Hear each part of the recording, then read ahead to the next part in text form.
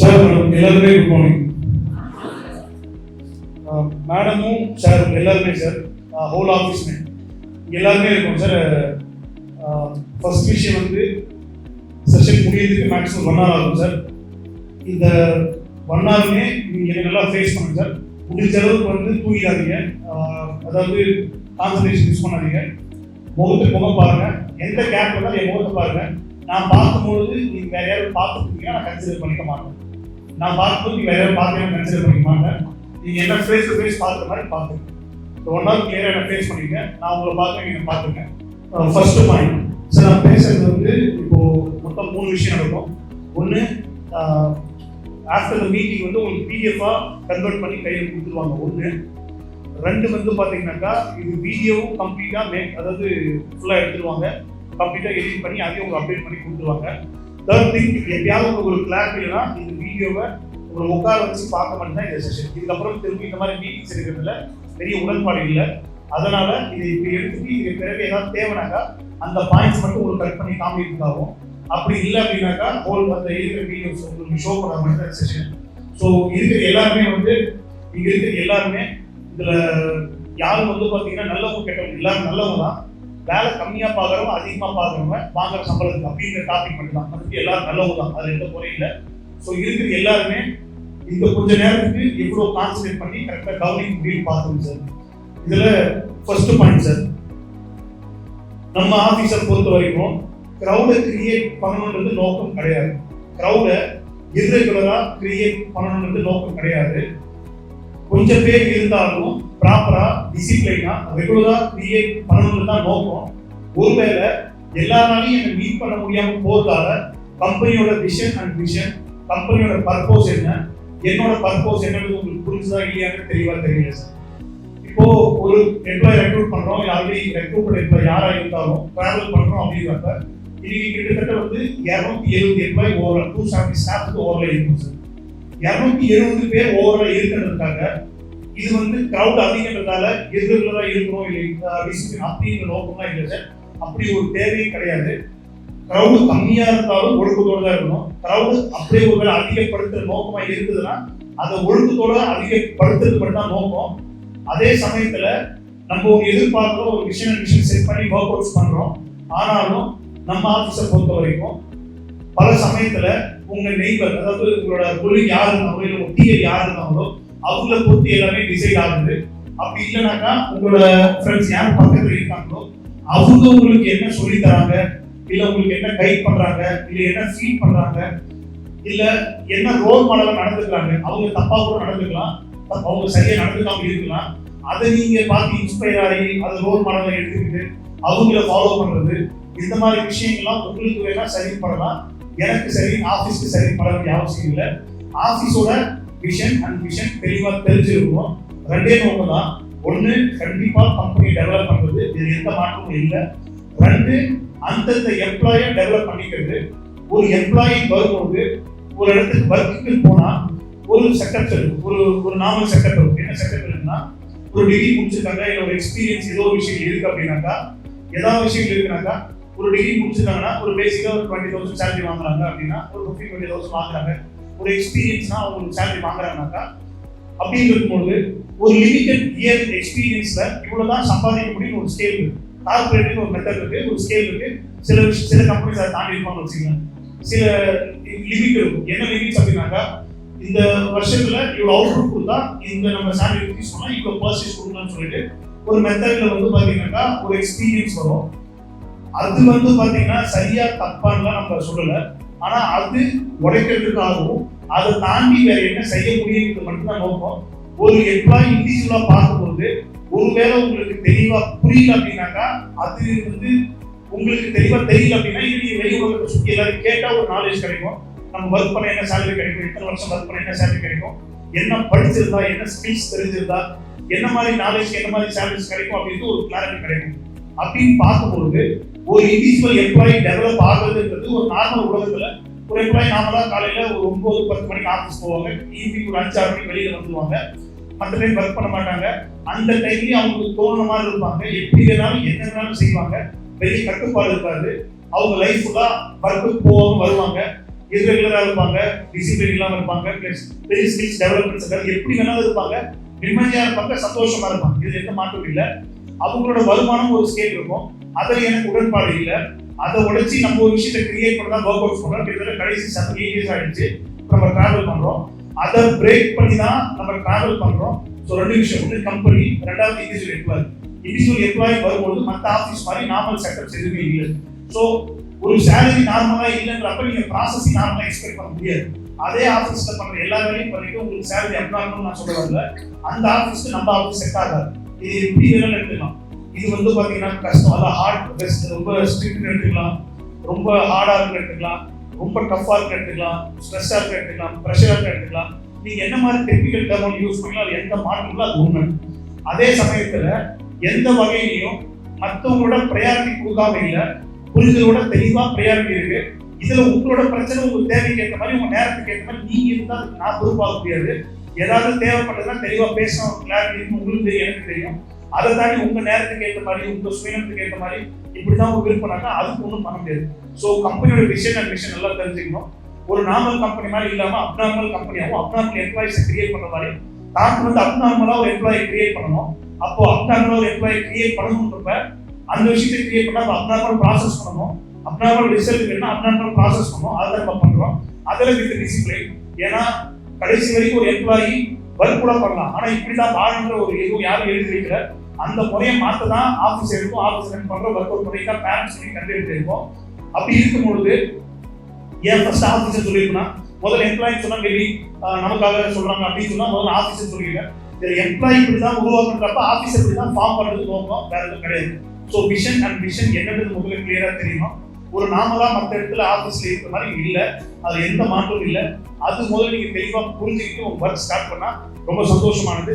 இதுக்கு reality, not example, reality எடுத்துக்கலாம். Sir யாராவது சார் மேடம் ஒரு 3 வருஷத்துக்கு மேல வெளி உலகத்துல வேற கம்பெனில ஒர்க் பண்ணிட்டு இங்க வந்தவங்க யாராவது இருந்தா மட்டும் அவங்க மட்டும் எழுதுங்க மேடம்.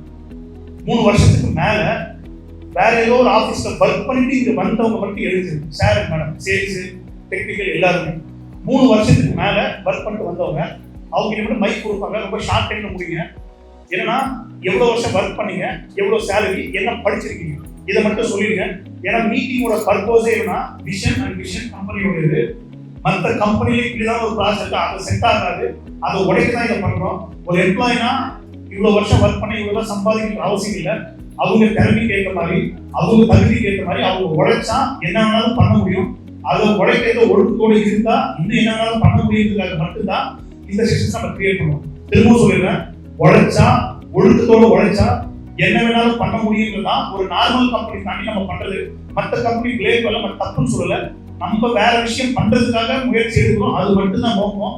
இதுதான் கம்பெனியோட விஷன் அண்ட் மிஷன். இதுல எந்த மாற்றமும் இல்லை. ஒருவேளை உங்களுக்கு யாராவது தெளிவுபடுத்துறேன்னா இப்ப தெளிவா தெரிஞ்சுக்க. இதுக்கப்புறம் டிராவல் பண்ண மாதிரி பாருங்க. யாராவது நியூ கமர்ஸ் வந்தா உங்களுக்கு அப்டேட் பண்ணிடுங்க. கம்பெனியோட விஷன் அண்ட் மிஷன், ஒரு எம்ப்ளாயி வந்தா ஒரு கம்பெனியோட வளர்ச்சி எந்த மாற்றத்துல முதல்ல. 2வது, ஒரு எம்ப்ளாயி இவ்வளவுதான் சம்பாதிக்கணும், இப்படிதான் சம்பாதிக்கணும் நோக்கம் கிடையாது. அவங்க உழைச்சா, இன்வால்வ்மெண்ட் இருந்தா, ஒழுக்கத்தோடு உழைச்சா என்ன வேணாலும் பண்ண முடியுன்றதுக்காக தான் கம்பெனி. அதுதான் கம்பெனியோட முதல் நோக்கம். அதான் இருக்கிறதுலே ரொம்ப ப்ரையாரிட்டியான நோக்கம். ஸோ இந்த விஷயத்தை நீங்க தெளிவாக தெரிஞ்சுக்கணும். இப்போ ஏன் இவங்களை சொல்றேன்னா, மற்ற கம்பெனி திரும்ப சொல்றேன், குறை சொல்லல, பிளேம் பண்ணல, அவங்களோட எக்ஸ்பீரியன்ஸ் சொல்றாங்க.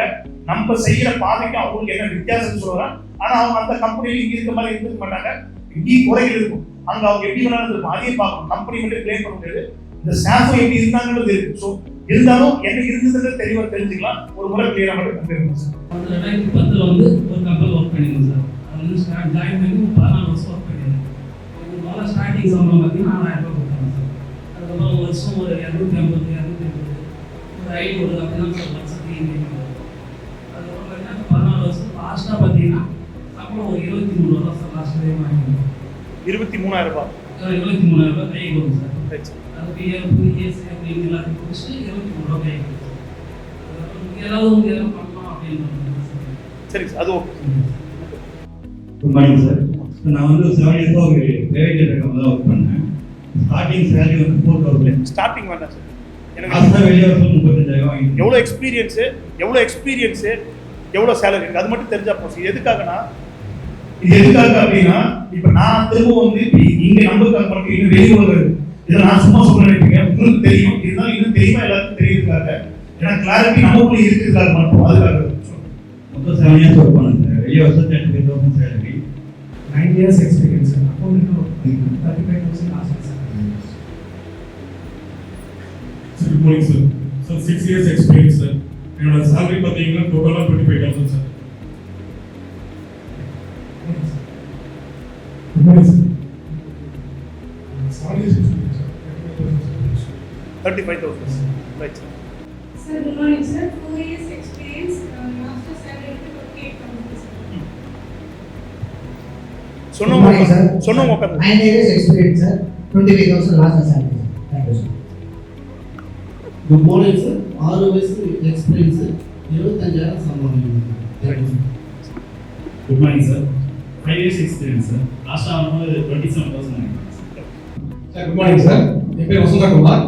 நான் லாஸ்ட் ஒரு 3 இயர்ஸ் மேல ஒர்க் பண்ணியிருக்கேன். என்னோட லாஸ்ட் டேக் ஹோம் வந்து 22,000.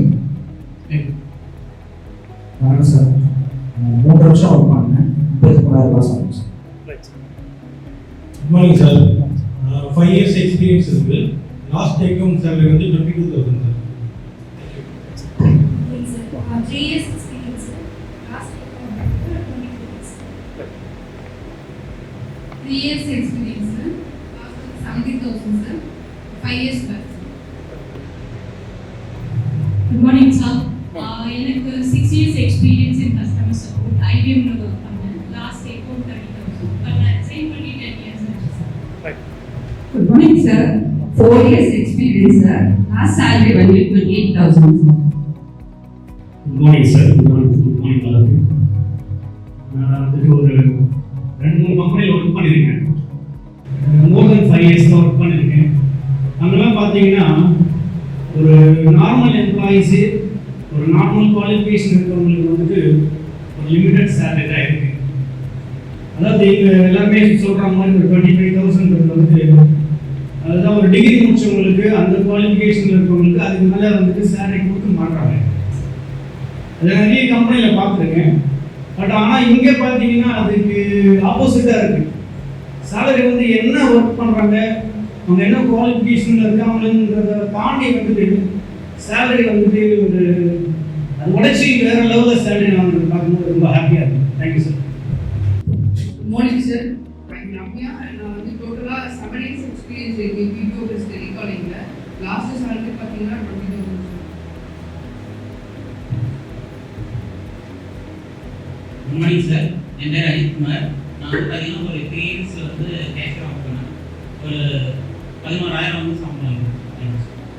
Good morning, sir. நான் Sathya electrical engineering. 1 year EV அப்ரெண்ட் பண்ணிட்டேன். அதுக்கப்புறமா சேல்ஸ் பர்சனல் லோன் சேல்ஸில் 2 years இருந்தேன். அதுக்கப்புறம் ரியல் எஸ்டேட் சேல்ஸில் ஃபைட்டா ஹோம்ஸில் தான் 1 years ஒர்க் பண்ணேன். லாஸ்ட் டைம் சேலரி பார்த்தீங்கன்னா 25,000. ப்ரைவேட் கன்சல்லையும் ஒர்க் பண்ணியிருக்கேன், பப்ளிக் கன்சல்லையும் ஒர்க் பண்ணியிருக்கேன். பட் வந்து ஒரு எம்ப்ளாயோட க்ரோத் வந்து டிராஸ்டிக்கலாக சேஞ்ச் ஆகுது இந்த கன்சல்ல.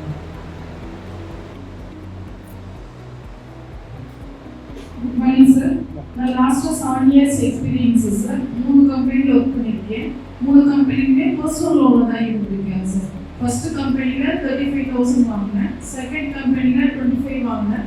தேர்ட் கம்பெனில ரிலீஸ் ஆகும்போது 30,000 வாங்கினேன் sir. Thank you, sir. Sir, good morning, sir. I am Shyamla. I passed 15 years working in Sentence Matriculation High Secondary School in Dumudi, sir, in computer assistant, sir. And basic salary 1997, 2007, sir. But ending time 2022, 25 years. I last salary, sir. Thank you, sir. Sir, good morning, sir. 7 years experience, sir. 21,000 units.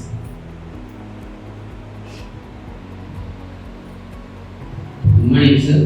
நான் 5 years வந்து தனியாக கன்சல்ஸ் work பண்ணியிருக்கேன் sir. 15,000 plus 2% incentive sir. அப்புறமே நம்ம national university ஹாஸ்பிட்டலில் வந்து admin வந்து 2 years இருக்கு sir. Thank you. Good morning sir. என்னுடைய பேர் அப்துல் நீராஜ். நான் பிகாம் முடிச்சிருக்கேன். என்னுடைய எக்ஸ்பீரியன்ஸ் ஒர்க் பண்ணல வந்து பார்த்தீங்கன்னா 14 years. அதில் 8 years பார்த்தீங்கன்னா மார்க்கெட்டிங் இன்ஸ்டியூட் ஒர்க் பண்ணியிருந்தேன். 3 years வந்து டிஎல்ல ஒர்க் பண்ணியிருந்தேன். அண்ட் தென் 3 years வந்து பார்த்தீங்க அப்படின்னா ஓனர் ஷாப் வச்சு ரன் பண்ணியிருந்தேன். இந்த ஓவரால் டைம் பார்த்தீங்க அப்படின்னா சேலரி பொறுத்தவரைக்கும் 35 லாஸ்ட்டாக நம்ம வெளியே வந்தது. அது வந்து ஷாப் வச்சுருக்கிறது நமக்கு டிஃப்ரெண்ட் ஆகும் sir. Thank you sir. Good morning sir. Sir நான் வந்து பிஇ சிவில் எம்இ ஸ்ட்ரக்சரல் முடிச்சிருக்கேன் சார். சார் நான் வந்து டீச்சிங் ஃபீல்டில் ஒர்க் பண்ணிட்டு இருந்தேன். ஃபர்ஸ்ட் வந்து லெக்சராக ஒர்க் பண்ணுறது 22,000 வாங்கிட்டு இருந்தேன் சார். அதுக்கப்புறமா வந்து இப்போ விஜயசாந்த் அப்பார்ட்மெண்ட் அந்த பில்டர்ஸ் கிட்ட ஒரு 1 இயர் ஒர்க் பண்ணிட்டு இருந்தேன் சார். அப்போ வந்து என்னன்னா 25 அதுக்கு ஒரு 3,000 வந்து எக்ஸ்ட்ரா இருந்துச்சு சார். அது 1 இயர் ஒர்க் பண்ணேன் சார். அடுத்து படிமலர் இன்ஜினியரிங் காலேஜில் அசிஸ்டன்ட் ப்ரொஃபஸர் ஆஃப்டர் எம்இ வந்து 64 வாங்கிட்டு இருந்தேன் sir. Thank you sir. Good morning, sir. Good morning to all. 6 years of experience, sir. Last round salary 45,000, sir. Thank you, sir. Madam sir, அதாவது இது மற்ற company நம்ம திரும்பவும் சொல்ல தப்புன்னு சொல்ல, எனக்கு அதில் உடன்பாடு இல்லை. கம்பெனியோட ஃபர்ஸ்ட் அண்ட் விஷன் தான். அப்போ ஒரு பேசிக் சேலரி வரும்போது இன்னும் எல்லாருக்கும் தெரியுமான்னு தெரியல, நம்ம எப்படி எடுத்துக்கலாம் சார். 50,000 அபோவ் ஒரு 4 ஃபீமேல் 4 மேல் மட்டும் எழுது. 50,000 மேலே சம்பளம் வாங்கணும். ஒரு 4 மேல் 4 ஃபீமேல் மட்டும் எழுது. Good morning, sir. 60,000. Right madam. Good morning, sir. 80,000. Madam 80,000. 80,000 அடுத்த 65, sir. எக்ஸ்பீரியன்ஸ் 55,000. அடுத்து good morning sir. Sir 75,000. Good morning, sir. 65,000, sir. 65,000. Sir, good morning, sir. Sir, 160,000, sir. Good morning, sir. Good morning to all. 160,000, sir. Thank you, sir. இவங்க freshers வரும்போது சாதாரண எவ்வளவு வருஷம் நீங்க வந்தாவது madam? Madam 5 years, sir. ஆவரேஜா எடுத்துங்க sir. போகாது உங்க எம்ப்ளாயி, அதாவது அவங்க சுமதி மேடம் சொன்னா 16 வருஷம் எக்ஸ்பீரியன்ஸுக்கு ஒரு சேலரி சொல்றாங்க சார். இந்த மேடம் 19 வருஷம் எக்ஸ்பீரியன்ஸ் ஒரு சேலரி சொல்றாங்க சார். ஒருத்தவங்க 6 வருஷம் 5 வருஷம். இதுல தனிப்பட்ட முறையில் எனக்கு உடன்பாடு. நம்ம பொதுவாக பேசுறேன் சார். என் ஆஃபீஸ் அதெல்லாம் பேசுவோம். இந்த இடத்துல நான் சிங்கிளாக பேசிக்கிறேன். எனக்கு இந்த விஷயத்தில் பெரிய இன்ட்ரெஸ்ட் கிடையாது, இதுல பெரிய விருப்பமும் கிடையாது. அதே மாதிரி நம்ம மற்றவங்க மட்டும் பிளேம் பண்ண முடியாது. நீங்க இருந்த முறையும் சொல்லலாம். நீங்க எப்படி ப்ராசஸ் பண்ணீங்க, எப்படி வேலை பார்த்தீங்க, எப்படி நல்லா இருந்திருப்பீங்க, எப்படி ஏமாத்தி இருப்பீங்க, எப்படி சுகமா இருந்திருப்பீங்க, சோம்பேறித்தனம் எல்லாத்தையும் பார்க்கணும். வெறுமே நம்ம இன்னொரு கம்பெனிக்கு பிளேம் பண்ண முடியாது. அதையும் நம்ம பார்க்கணும். அதை பார்க்கும்போது எனக்கு அந்த மாதிரி இருக்கிற பொசிஷன் இன்ட்ரெஸ்ட் இல்லை சார். ஒரு எம்ப்ளாயி அவங்க வாழும்போது கடைசி வரைக்கும், அதாவது ஒரு எம்ப்ளாய்மெண்ட் ஸ்டார்ட் பண்ணாங்கன்னா 25வது வருஷம் போயிட்டு ஒருத்தர் வேலை பார்க்க ஆரம்பிக்கிறது 20 வயசு 22 வயசு. ஒரு 25-30 வருஷம் 50 வயசுல போயிட்டு அவங்க 1 லட்சம் ரூபாய் சம்பளம் ஆரம்பிச்சு 50 வயசுல வர வியாதி நீக்கம் பண்ணி பெரிய வேலை சார். அதுக்கப்புறம் அதுக்கே பெரிய போர்ஷன் இருக்கும். அதே மாதிரி 50 வயசுக்கு மேலே யாரும் ஏற்றுக்க கூட மாட்டாங்க. ஒரு மினிமம் ஒரு 30 to 50 தான் நம்ம சொல்றது வீட்டில் கேட்பாங்க, வீட்டுக்கு நம்ம கேட்க முடியும். அந்த ஏஜ்ல வந்து பாத்தீங்கன்னாக்கா அவங்கவுங்க சம்பாதிச்சு அவங்கவுங்க நல்லா வாழ்க்கணும், அவங்கவுங்க அனுபவிச்சுக்கிறது தான் பெரிய விஷன். இது எலாபரேட்டா இன்னும் கண்டிப்பா அப்கமிங் ஸ்டேஜ்ல நான் இன்னும் கிளாரிட்டியோட கன்வே பண்ணுங்க. ஏன்னா மொத்தமா சொன்னா எல்லாரும் புரியாதுன்னு என்னோட பெரிய நம்பிக்கை. அதனாலதான் நம்ம கொஞ்சம் கொஞ்சமா பேசுறோம். டிசிஷன் அண்ட் விஷன் பொறுத்த வரைக்கும் ஒரு இண்டிவிஜுவல் எம்ப்ளாய்க்கு இவ்வளவுதான் சம்பளம் கிடையாது. அவங்களுக்கு என்ன வேணாலும் பண்ண முடியாது. அதே அளவுக்கு ப்ராசஸ் டஃபா இருக்கும், கஷ்டமா இருக்கும். அது எந்த மாற்றம் இல்லை. இதுல வந்து பாத்தீங்கன்னாக்கா கருணை காட்டுற அளவுக்கு எதுவும் இல்லை, ரொம்ப ஹார்டா தான் இருக்குன்றத நான் அக்செப்ட் பண்ணிக்கிறேன்.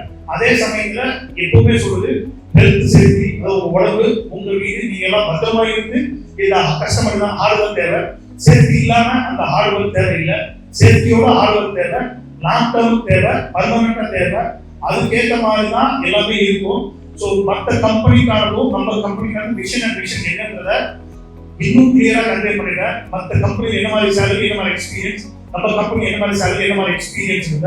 ஸோ அதுக்கேற்ற மாதிரி உங்க சைடுல நீங்க என்னன்றதை பார்த்துட்டு சில பேர் வந்து பாத்தீங்கன்னா உங்களுக்கு என்ன சொல்றாங்கன்னு எனக்கு தெரியாது, உங்ககிட்ட எப்படி நடந்துக்கிறாங்கன்னு எனக்கு தெரியாது. கம்பெனி அப்படின்னா நீங்க என் முகத்தை பாருங்க, நான் பேசுறத பாருங்க. என் முகமும் நான் சொல்றதுதான் கம்பெனி. மற்றபடி நீங்க வேற யாராவது நான் இப்படிதான் சொன்னா அவங்க தப்பா நடந்துக்கிட்டா அதுக்கும் கம்பெனிக்கு சம்பந்தம் கிடையாது. அவங்க கம்பெனிக்கு சம்பந்தம் கிடையாது. ஒருவேளை கம்பெனியை விட பெட்டரா ஏதாவது நல்ல விஷயம் பண்ணா அவங்க கம்பெனிக்கு சந்தோஷப்பட்டா அவங்க நம்ம கம்பெனிக்கு சொல்லலாம். அவங்க ஒரு நார்மல் கேரக்டரா இருந்து ஒரு நார்மல் ஆக்டிவிட்டா இருந்து உங்களுக்கு சொல்ற விதங்கள் ஏதோ ஒன்று சொல்லி இதான் நம்ம ஆபீஸ் சொன்னா அது ஆகாது, அதை ஏற்றுக்க முடியாது. அது அவங்க சுயநலமான தேவைக்கு ஏற்ற மாதிரி சொல்லலாம். இன்னைக்கு வந்து பாத்தீங்கன்னா அவங்க தேவைக்கு ஒரு பணம் கேட்கலாம், இன்னைக்கு வந்து அவங்க தேவைக்கு ஒரு விஷயம் கேட்டுக்கலாம், இல்ல அவங்க தேவைக்கு ஏற்ற வேலை கம்மியா வாங்கி அவங்க சுயநலத்துக்கு ஏற்ற மாதிரி ஒரு முடிவு எடுப்பாங்க. அதுக்கெல்லாம் யாரும் ஆளாக முடியாது. கம்பெனியோட விஷன் அண்ட் மிஷன் என்ன, இதுதான் விஷன் அண்ட் மிஷன். இதுக்கேற்ற மாதிரி தான் கம்பெனி டிராவல் ஆகும். இதுதான் ப்ராசஸ். இதுக்கேற்ற மாதிரி தான் என்கிட்ட போர்ஷன் இருக்கும், உங்ககிட்ட போர்ஷன் இருக்கணும். நம்ம 2 பேரும் இதை பேஸ் பண்ணி தான் டிராவல் பண்ணணும். ஸோ இதை மைண்ட்ல வச்சுக்கிட்டு ஒர்க் அவுட் பண்ண மாதிரி நீங்க பாத்துங்க. திரும்பவும் சொல்றேன், இங்க இருந்து நீங்க வெளியில போனாலும் யாராவது சொல்லுவாங்க, உங்களுக்குள்ள நீங்க என்ன பேசுறீங்கிறதுல கம்பெனியோட விஷன் அண்ட் மிஷன் என்னன்றத நான் கன்வே பண்ணிட்டேன். இதை விட ஒரு எக்ஸ்பிளேஷன் வேணுமான்றது எனக்கு தெரியாது. இதை இன்னும் எலாபரேட்டா இருக்கு, ஆனா நீங்க சொல்ல முடியாது. கண்டிப்பா ஏதாவது ஒரு அப்கமிங் டேஸ்ல டெஃபினட்டா அதை ரிவீல் பண்ணுவேன். அப்ப இன்னும் புதுசா பேச அப்ப தெரியும் பாருங்க. மற்றபடி வந்து கம்பெனியோட விஷன் அண்ட் மிஷன் வந்தா ஒரு எம்ப்ளாயோட வருமானம், ஒரு மனுஷனோட வருமானம் எப்படி வேணாலும் வளரும். அது உழைச்சா வளரும், என்ன பண்ணாலும் வளரும். அது அவங்க சாமர்த்தியமா திறமையோட ஒழுக்கத்தோட உழைச்சா வளருது தான் நம்ம கம்பெனியோட நோக்கம். அந்த விஷன் அண்ட் மிஷன் அதுக்கேற்ற மாதிரி தான் ப்ராசஸ் கஷ்டமா இருக்கும். இதுக்குள்ள சில தப்பா சொல்லல, சோம்பேறியை மாட்டிருக்கலாம். ஒருவேளை வந்து பாத்தீங்கன்னா இப்படி சோம்பேறியாவே இருந்திருக்கலாம், இதுக்கப்புறமும் சோம்பேறியை ஏமாத்துறேன்னு பார்த்துருக்கலாம். எப்படி வேணாலும் உங்களுக்கு நீங்க இந்த மாதிரி குரூப் மாட்டி பீப்புள் மாட்டி இருப்பீங்க. அவங்களுக்கு இது ஒத்து வராது. எப்பவுமே சொல்றதுதான், போலீஸ் அவங்கள பார்க்கும்போது திருடனுக்கு வந்து போலீஸை பார்த்தா நல்லவங்கன்னு தோணாது. அதுக்காக போலீஸ் நல்லவங்க நடத்தது. போலீஸா நல்லவங்க, திருடன் கெட்டவன். ஆனா திருடனுக்கு போலீஸை பார்த்தா பிடிக்காததுக்காக அவங்க கெட்ட கிடையாது. அதே மாதிரி சோம்பேறிக்கு சரியான விஷயத்தை பார்த்தா பிடிக்காததுக்காக நீங்க வந்து பாத்தீங்கன்னாக்கா சொல்றது கரெக்டா ஆகாது. உங்க சிந்தனையோ, உங்க செயல்பாடோ, உங்களோட பேச்சுவார்த்தைகளோ, உங்களோட உச்சபட்சமான இந்த வாட்ஸ்அப் ஸ்டேட்டஸ் சோகமா போடுறதாலையோ நீங்க ஒன்றும் உத்தமன்ற ஆக முடியாது. அதுல தெளிவா இருங்க. நீங்க எப்பேற்பட்ட சோம்பேறியா இருந்திருப்பீங்கன்னு யோசிங்க. சோ நீங்க தெளிவா திங்க் பண்ணிக்க. நீங்க வந்து தெரியாம மாட்டிக்கிட்டீங்கன்னா சொல்லலாம் வச்சு இந்த தப்புன்னு சொல்றது எதுவும் கிடையாது. இவ்வளவுதான் விஷன் அண்ட் மிஷன். இதுல எந்த மாற்றமும் இல்ல, மாத்திக்க போவதில்ல. இதை அதிகப்படுத்ததான் போறோம். அதுக்காக தான் செஷன். சோ கம்பெனியோட விஷன் அண்ட் மிஷன் என்னன்றது கிளியரா புரிஞ்சிருக்க நம்புறேன். சார் அடுத்த பாயிண்ட், அதாவது நான் வந்து ஆபீஸ்ல இருந்து யாரையும் வெளியில போகணும் இப்போ எப்பவும் சொல்ல மாட்டேன். அது காரணம் உங்களுக்காக இல்லை, எனக்காக, என்னோட சுயநலத்துக்காக. அதாவது ஒரு வாய்ப்புன்னு வரும்பொழுது ஒருவேளை எப்பயாவது தப்புன்னு பட்டா கூட எப்ப சரி பண்ணுவோம் அப்ப சரியா மாற நம்பிக்கையாக என்னோட சுயநலமான ஒரு புத்திக்காக மட்டும்தான். நான் திரும்பவும் என்னோட சுயநலம், இது பொது நலம் கிடையாது. நான் ஒரு எம்ப்ளாயா வேலைக்கு வரும்பொழுது ஒரு கம்பெனிக்கு போய் சேர்றேன், என்னால உடனே இருக்க முடியல. நான் இதே செல்வகுமார் சார் தான், அவர் தான் இன்டர்வியூ கொடுப்பேன், வேலைக்கு ஜாயின் பண்ணேன், அவர் தான் கூப்பிட்டு செல்வகுமார் சார். நான் உள்ள போய் எனக்கு வெளியில பைக்ல வெயிட் பண்றாங்க. ஒரு 3 மணி நேரம் அந்த கம்பெனியில் இருக்க முடியல. அந்த 3 மணி நேரம் கழிச்சு எனக்கு லஞ்சுக்கு போறேன்னு சொல்லி வெளியில வந்துட்டு நான் வீட்டுக்கு போறேன்னு சொல்லி அவர் கூப்பிட்டு நான் வீட்டுக்கு வந்துட்டேன். எனக்கு ஒர்க் செட் ஆகும். இதோட ஃபர்ஸ்ட் ஒர்க் ஜீனோ ஃபார்மான்ற ஒரு மெடிக்கல் கம்பெனி. பிறகு வந்து ஹிமாலயாவில் ஒர்க் பண்ண அங்க ஒரு ப்ரொசீஜர் ஃபார்ம் மேக் பண்ணி செகண்ட் லெவலில் அங்கிருந்து ஸ்கிப் பண்றேன். திரும்ப ரியல் எஸ்டேட் கம்பெனி கிட்டத்தட்ட 3-4 கம்பெனிக்கு மேல போயிட்டு வந்துடுறேன். இதுல இன்னொரு கம்பெனிக்கு போறேன். ஒரு 20 டேஸ் வீட்டுக்கு போய் எனக்கு செட் ஆகல, ஊருக்கு போறேன். திரும்ப வேலைக்கு வர 2 மாசம் கழிச்சு வரேன். திரும்ப நான் ஊருக்கு போயிருந்தேன். எல்லா முறையிலையும் எனக்கு பிடிக்கல மட்டும்தான் ஊருக்கு போறேன். எனக்கு வேலை பிடிக்கல, எனக்கு யாரையும் பிடிக்கல, எனக்கு யாரையும் பழக பிடிக்கல, எனக்கு எதுவுமே செட் ஆகல, பீப்புள் பிடிக்கல, பேசுற விதம் பிடிக்கல, பழகிற விதம் பிடிக்கல, எனக்கு யாரும் நல்லவங்களும் படல, எனக்கு வேலையும் கஷ்டமா இருக்கு, என்னால வருத்திக்க முடியல, எனக்கு அவங்க உடன்பாடு இல்லை, நான் நல்லா சொகுசா வாழ்ந்தேன். ஸோ எனக்கு அந்த மாதிரி வாழ்க்கை வேணும், நான் இங்கிருந்து திரும்ப ஊருக்கு போறேன். ஒரு லிமிட்டட் டைம் கம்பெனி இதெல்லாம் புரிஞ்சுக்கே கிட்டத்தட்ட 8-9 மாசம் ஆயிடுச்சு.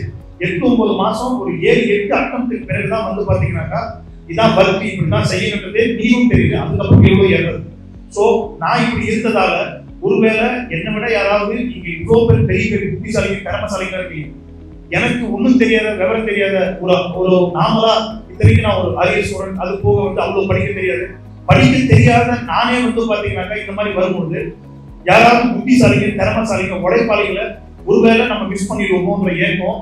ரெண்டாவது அவங்க ஒருவேளை நம்ம அவங்க கேட்கா நம்ம ஒரு காலத்துல போய் அந்த மாதிரி வர முடியாம போயிருச்சுன்னா எவ்வளவு பேர் வாழ்க்கை தப்பாவும் போயிருக்கு. எப்படி தப்பா போயிருக்குன்னு பாத்தீங்கன்னாக்கா பெரிய பெரிய திறமசாலி புத்திசாலிங்க சாமர்த்தியசாலிங்க எல்லாம் படிச்சவங்களா கிடைத்த வாய்ப்பை அந்த நேரத்துல ஏதோ அந்த நேரத்துக்காக நிலைமைக்காக கோவப்பட்டு அவங்க வெளியில வந்திருப்பாங்க.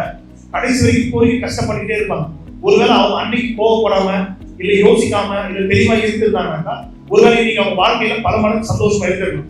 இந்த மாதிரி நிலைமை ஏற்பட்டு கூடாதுதான் நீங்க வேலையை விட்டு போறன்னு சொன்னா கூட உங்ககிட்ட ரெக்வெஸ்ட் பண்ணி கெஞ்சி கதறி வெயிட் பண்ணுங்க இருங்க. ஏன்னா என்ன மாதிரி ஒரு அடிப்படையா படிப்பறிவு கம்மியா இருக்க ஒருத்தர், விவரம் முட்டாளா இருக்க ஒருத்தர் பெருசா நாலேஜ் இல்லாத ஒருத்தர் என்னாலே பண்ண முடியும்னா என்னை விட இங்க பெரிய பெரிய திறமசாலிங்க புத்திசாலிங்க இருக்கீங்க. ஸோ உங்களை மாதிரி புத்திசாலிங்க சாமர்த்தியசாலிங்க திறமசாலிங்க நான் மிஸ் பண்ணிடக்கூடாதுன்றதுக்காகவும் உங்களோட விஷயத்துல இந்த தப்பு பண்ணிடக்கூடாதுன்றதுக்காகவும் இந்த மாதிரி பெரிய காரணங்களுக்காக மட்டும்தான் உங்களை இழுத்து பிடிச்சி ரெக்வஸ்ட் பண்ணி கெஞ்சி கதறி இருங்கன்னு சொல்லி என்னோட சுயநலத்துக்கு. ஒருவேளை இது உங்களுக்கு ஆகல அப்படின்னாக்கா எனக்கு கண்டிப்பா ஒரு 3 மாசம் அவகாசம் முன்னாடி சொல்லுங்க. உடனே வந்து சொன்னா நீங்க ப்ராப்ளத்தை ஃபேஸ் பண்ற மாதிரி இருக்கும், அதை நான் ஈஸியா எடுத்துக்க மாட்டேன். மினிமம் எனக்கு ஒரு 3 மாசத்துக்கு முன்னாடி சொல்லிட்டு 3 மாசத்துக்கு முன்னாடி சொல்லிட்டு நான் குவிட் பண்ணிக்கிறேன், எனக்கு ஒர்க் செட் ஆகும்னா ஒரு 3 மாசம் நான் உங்களுக்கு போகணும்னு சொல்லல, மினிமம் ஒரு 3 மாசம் முன்னாடி என்கிட்ட சொல்லிட்டு அதுக்கு எத்தனை ஆல்டர்னேட்டிவ் நான் அரேஞ்ச் பண்ணிட்டா நீங்க நிம்மதியா நல்லபடியா போகலாம். எனக்கு உங்களுக்கு இருக்க கான்டாக்ட் நல்லா இருக்கும், எல்லாமே கரெக்டா இருக்கும், நீங்க எப்பனாலும் என்கிட்ட வரலாம் பேசலாம். மற்றபடி எடுத்த நோக்கம் சொல்றது மட்டும் வேண்டாம். ஏன் இதை சொல்றேன்னாக்கா ஒருவேளை இப்ப பேச போற விஷயங்கள் இப்ப நம்ம பண்ற விஷயங்கள்லாம் இப்ப நம்ம பேச போற புதுசா பண்றதுனா நம்ம பண்ற விஷயங்கள் வந்து ஒரு புரிதல் வச்சுக்கலாம். ரொம்ப வருத்தப்பட்டுல இருக்காது, ரொம்ப அதாவது நிம்மதியே இல்லாத மாதிரி ரொம்ப பில்டப் பண்ணிக்கிட்டு இருக்க வேண்டாம். அப்படி ஒன்று நீங்க கஷ்டப்பட்டு ஆஃபீஸ் இருக்க வேண்டாம், அப்படி யாரும் இருக்க வேண்டாம். நிம்மதியோட வேலை பார்த்தா பாருங்க. அப்படி கஷ்டப்பட்டு நீங்க ஓவரா உங்களை அப்படியே வற்புறுத்திக்கிட்டு உங்க மனசை கஷ்டப்படுத்தி வேலை பார்த்தீங்கன்னாக்கா வேலை பார்க்காதீங்க. Because health is very important. ரொம்ப ரொம்ப முக்கியமான ஹெல்த்.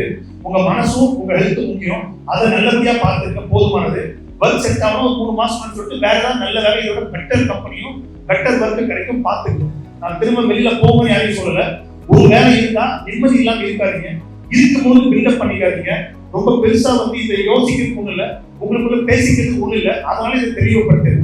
நீங்க பிறகு போயிட்டு அப்புறம் இது தப்பு அது ரைட் அது அப்படி இப்படின்னு சொல்லி ஓவரா டிஸ்கஸ் பண்றதோ கிரிட்டிசைஸ் பண்றதுக்கோ நீங்க ஒண்ணும் கிடையாது. ஏன்னா இருக்கிற குறைகள் இருக்குதான் செய்யும், குறைகளை மாற்றதான் முடியும். அதுக்கான கால அவகாசம் தேவை. இன்னைக்கு மாத்தினா நாளைக்கே மாத்தினா நீங்க யாரு, நீங்க எல்லாத்தையும் சரியா இல்லைன்னு செக் பண்ணி பார்த்தா தெரியும். ஸோ வெயிட் பண்ணி எதை ப்ராப்பரா சொன்னாலும் ஓகேனா. ஸோ அந்த 3 months அப்படின்னு நீங்க எனக்கு சொல்லிட்டு ஒர்க் அவுட் பண்ணுங்க, கண்டிப்பா நான் ஃபுல் சப்போர்ட் இருக்கும். மற்றபடி வந்து நான் திரும்ப சொல்லி போங்கன்னு சொல்லல, போறவங்களுக்கு சொல்றது இதை நான் கிளியரா கன்வே பண்றேன். வருத்தப்பட்டு இருக்காதீங்க, கஷ்டப்பட்டு இருக்காதீங்க. மற்ற ஆஃபீஸ் மாதிரி இந்த ஆஃபீஸ் இருக்காது, அதுல எந்த மாற்றமும் இல்லை. நீங்க எல்லாமே வித்தியாசமா தான் இருக்கும். ஃபர்ஸ்ட் ப்ரியாரிட்டி ஹெல்த் சேஃப்டி, ஹெல்த்தை பத்திரமா பார்த்துங்க, சேஃபா இருங்க. ரெண்டாவது ஒரு மனுஷன் வாழும் பொழுது அவங்களால சம்பாதிச்சு முடியும் நல்லா வாழ முடியும் என்னோட உடன்பாடு, என்னோட விருப்பம். அதுக்கு இல்லை அப்படின்னாக்கா 20-30 வருஷம் கழிச்சு ஒரு நல்ல சம்பளத்தை வாங்கி 50 வயசுக்கு மேல வாழ முடியுமா வாழலாம். எனக்கு அவ்வளவு இன்ட்ரெஸ்ட் இல்லை. அதனால இப்படிதான் என்னோட விஷன் அண்ட் மிஷன். இந்த விஷன் மிஷனுக்கு உட்பட்ட மட்டும் வேலை பார்த்தா போதும். உங்களுக்கு நான் பேசுறது காதுல கேட்குது, என்ன கண்ணில் பாக்குறீங்க. இதுக்கு பிறகு நான் தெளிவா சொல்றது எதுவும் கிடையாது. இதை புத்தியை ஏற்றிக்கிட்டு நீங்க கவனமா இருந்தா ரொம்ப சந்தோஷம். ஹெல்த்தை பார்த்துக்கிட்டு இதெல்லாம் புரிஞ்சுட்டு நல்லா வேலை பாருங்க. முடியல செட் ஆகலாம், நீங்க எப்ப வேணாலும் வெளியில போகலாம், அதுக்கான முழு அதிகாரம் உங்களுக்கு உண்டு. எப்பனாலும் வெளியில போகலாம், உங்களுக்கான முழு அதிகாரம் உண்டு. எனக்கான கால அவகாசம் கொடுத்து நீங்க எப்பனாலும் வெளியில போயிடலாம், வேற ஒன்றும் கிடையாது. இதுல ரொம்ப தெளிவா இருந்தேன், இதுல ரொம்ப பெரியதா கன்வே பண்ணிருக்கேன். ஸோ ஃபர்ஸ்ட் விஷன் சொல்லிருக்கேன். செகண்ட் திங் வந்து பாத்தீங்கன்னாக்கா எப்படி எடுத்து போக போறது சொல்லிட்டேன். ஸோ இதுக்கப்புறம் நான் சொல்ல போகலாம் ஸ்டார்ட் பண்ணுறேன். சார் அதே மாதிரி நான் திரும்ப ஷேர் பண்ண எல்லாருக்கும் சொல்லிடுறேன். நம்ம வந்து இப்போ நம்ம ஒரு டைம் கிடைக்கும், ஏதோ டைம் லெஷர் டைம், அதாவது ரிலாக்ஸேஷன் டைம் கிடைக்கும். அந்த நேரத்தில் நான் வந்து கூட நீங்கள் ஏன் கூட நம்ம ஃப்ரீயாக பேசி ரிலாக்ஸாக இருக்கிறதுன்றது என்னை பற்றி நீங்கள் தெரிஞ்சுக்க, உங்களை பற்றி நான் தெரிஞ்சுக்க, நம்ம 2 பேருக்கான ஒரு பாண்டிங்கை கிரியேட் பண்ண நல்ல வகையில், பாசிட்டிவா நெகட்டிவா இல்லை, இர்ரெகுலரா இல்லை, இன்னும் சொல்ல போனா லீகலா இல்லை, லீகலா உங்களுக்கு எனக்கு ஒரு பாண்டியை கிரியேட் பண்ணிக்க மட்டும் நல்லது கெட்டதுக்காக மட்டும் நான் உங்க கூட பேச, நீங்க கூட பேசுறீங்க, நம்ம எல்லாம் ஒன்றா சேர்ந்து பழகிறோம். அந்த போர்ஷன் வேற, அந்த போர்ஷன் வேற. எனக்கும் ஆசை தான் இப்போ நான் உங்க இடத்துல உட்காரதோ இல்லை எனக்கு யாரும் இந்த மாதிரி பேசணும், இந்த மாதிரி விஷயம் சட்டம் எனக்கும் விருப்பம் தான். ஆனா எல்லாருக்குமே வந்து பாத்தீங்கன்னாக்கா எது விருப்பன்றதோட எது நிரந்தரமானது அப்படின்னு பார்க்கும்போது எனக்கு எது நிரந்தரம்னா இந்த ஆஃபீஸ், நம்ம எல்லாம் ஒன்றா சேர்ந்து டிராவல் பண்ணா மட்டும்தான் நம்ம எல்லாருமே அடுத்த கட்டத்துக்கு எல்லாருமே பட்டு எல்லாம் போக முடியும். வெறுமே நம்ம ஜாலியா மட்டும் எடுத்துட்டு போறோம்னாக்கா ஆஃபீஸ்ல போய் டிராவல் பண்ண முடியாது, ஆஃபீஸ் எடுத்துட்டு போக முடியாது, நம்மளும் ஒன்றா சேர்ந்து எடுத்துட்டு போக முடியாது. எனக்கு அதுல பெரிய உடன்பாடு இல்லை, பெரிய விருப்பம் இல்லை. நான் பேசுறது எல்லாமே கண்டிப்பா பல விஷயங்கள் குறை இருக்கலாம், தப்பு இருக்கலாம், இல்லைன்னு சொல்லல. ஆனா உங்களுக்காக நான் அதை மாத்திக்க முடியாது. அதை மட்டும் எதிர்பார்க்காதீங்கன்னு தெளிவா சொல்ல வரேன். ஏன்னா ஆபீஸோட விஷன் அண்ட் மிஷன் என்ன அப்படின்னு தெளிவுபடுத்திருக்கேன். விஷன் அண்ட் மிஷனுக்கு ஏற்ற மாதிரி தான் பார்க்கணும் போச்சு.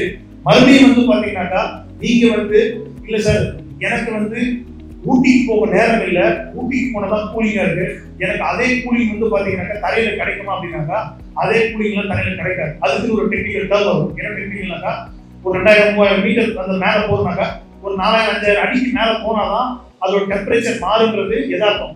அதே மாதிரி தான் ப்ரொசீஜர் வரும்போது எப்படி இருந்தால் எது கிடைக்குன்னு இருக்கும். நீங்கள் சயின்டிஃபிக்கில் வந்து எப்படி வேணாலும் இருந்தால் எது வேணாலும் கிடைக்கும் நம்பினீங்கன்னா அதெல்லாம் போய் ஒருவேளை அப்படி யாரும் ஒரு மோட்டிவேட் பண்ணாங்கன்னா நீங்கள் அதெல்லாம் நீங்கள் தனியாக எடுத்துக்க. நான் பல முறை சொல்லிட்டேன், நீங்கள் ஒரு சோசியல் மீடியா பார்த்தாலும் இல்லை யாரை பார்த்தாலும் எதை வேணாலும் பார்த்து கற்றுக்க. உங்களுக்கு திடீர்னு ஒரு ஸ்க்ரோல் பண்ணால் உங்களுக்கு ஏற்ற மாதிரி ஒரு ஸ்டேட்டஸ் வந்துச்சுன்னா நீங்கள் அப்படியே நல்லா இன்ஸ்பயர் ஆகி அந்த ஸ்டேட்டஸே உங்களுக்காக போட்ட மாதிரி தோணும். ஆனால் யோகியமாக எடுத்து பார்த்தீங்கன்னாக்க வேற வந்து பார்த்தீங்கன்னா உனக்கு மட்டமாக இருக்கும் நீ ஸ்டேட்டஸ், ஆனால் அதை எடுத்து பண்ணீங்க. ஏன்னா உங்களுக்கு எது தேவையோ அதை எடுத்துப்பீங்க. உங்களுக்கு தேவையில்லை, உங்களுக்கு தேவை, உங்களுக்கு சப்போர்ட்டிவாக இருக்காது, அது வந்து தப்பான ஸ்டேட்டஸ் மாதிரி பார்ப்பீங்க. அந்த கண்ணோட்டம் நம்மளை பெருசாக லைஃப் எடுத்துட்டு போவாங்க. ஈஸியாக சூப்பர் டாப்பர் சொல்லலாம், அவங்க வேணா வளர முடியும், நீங்க வளர முடியாது.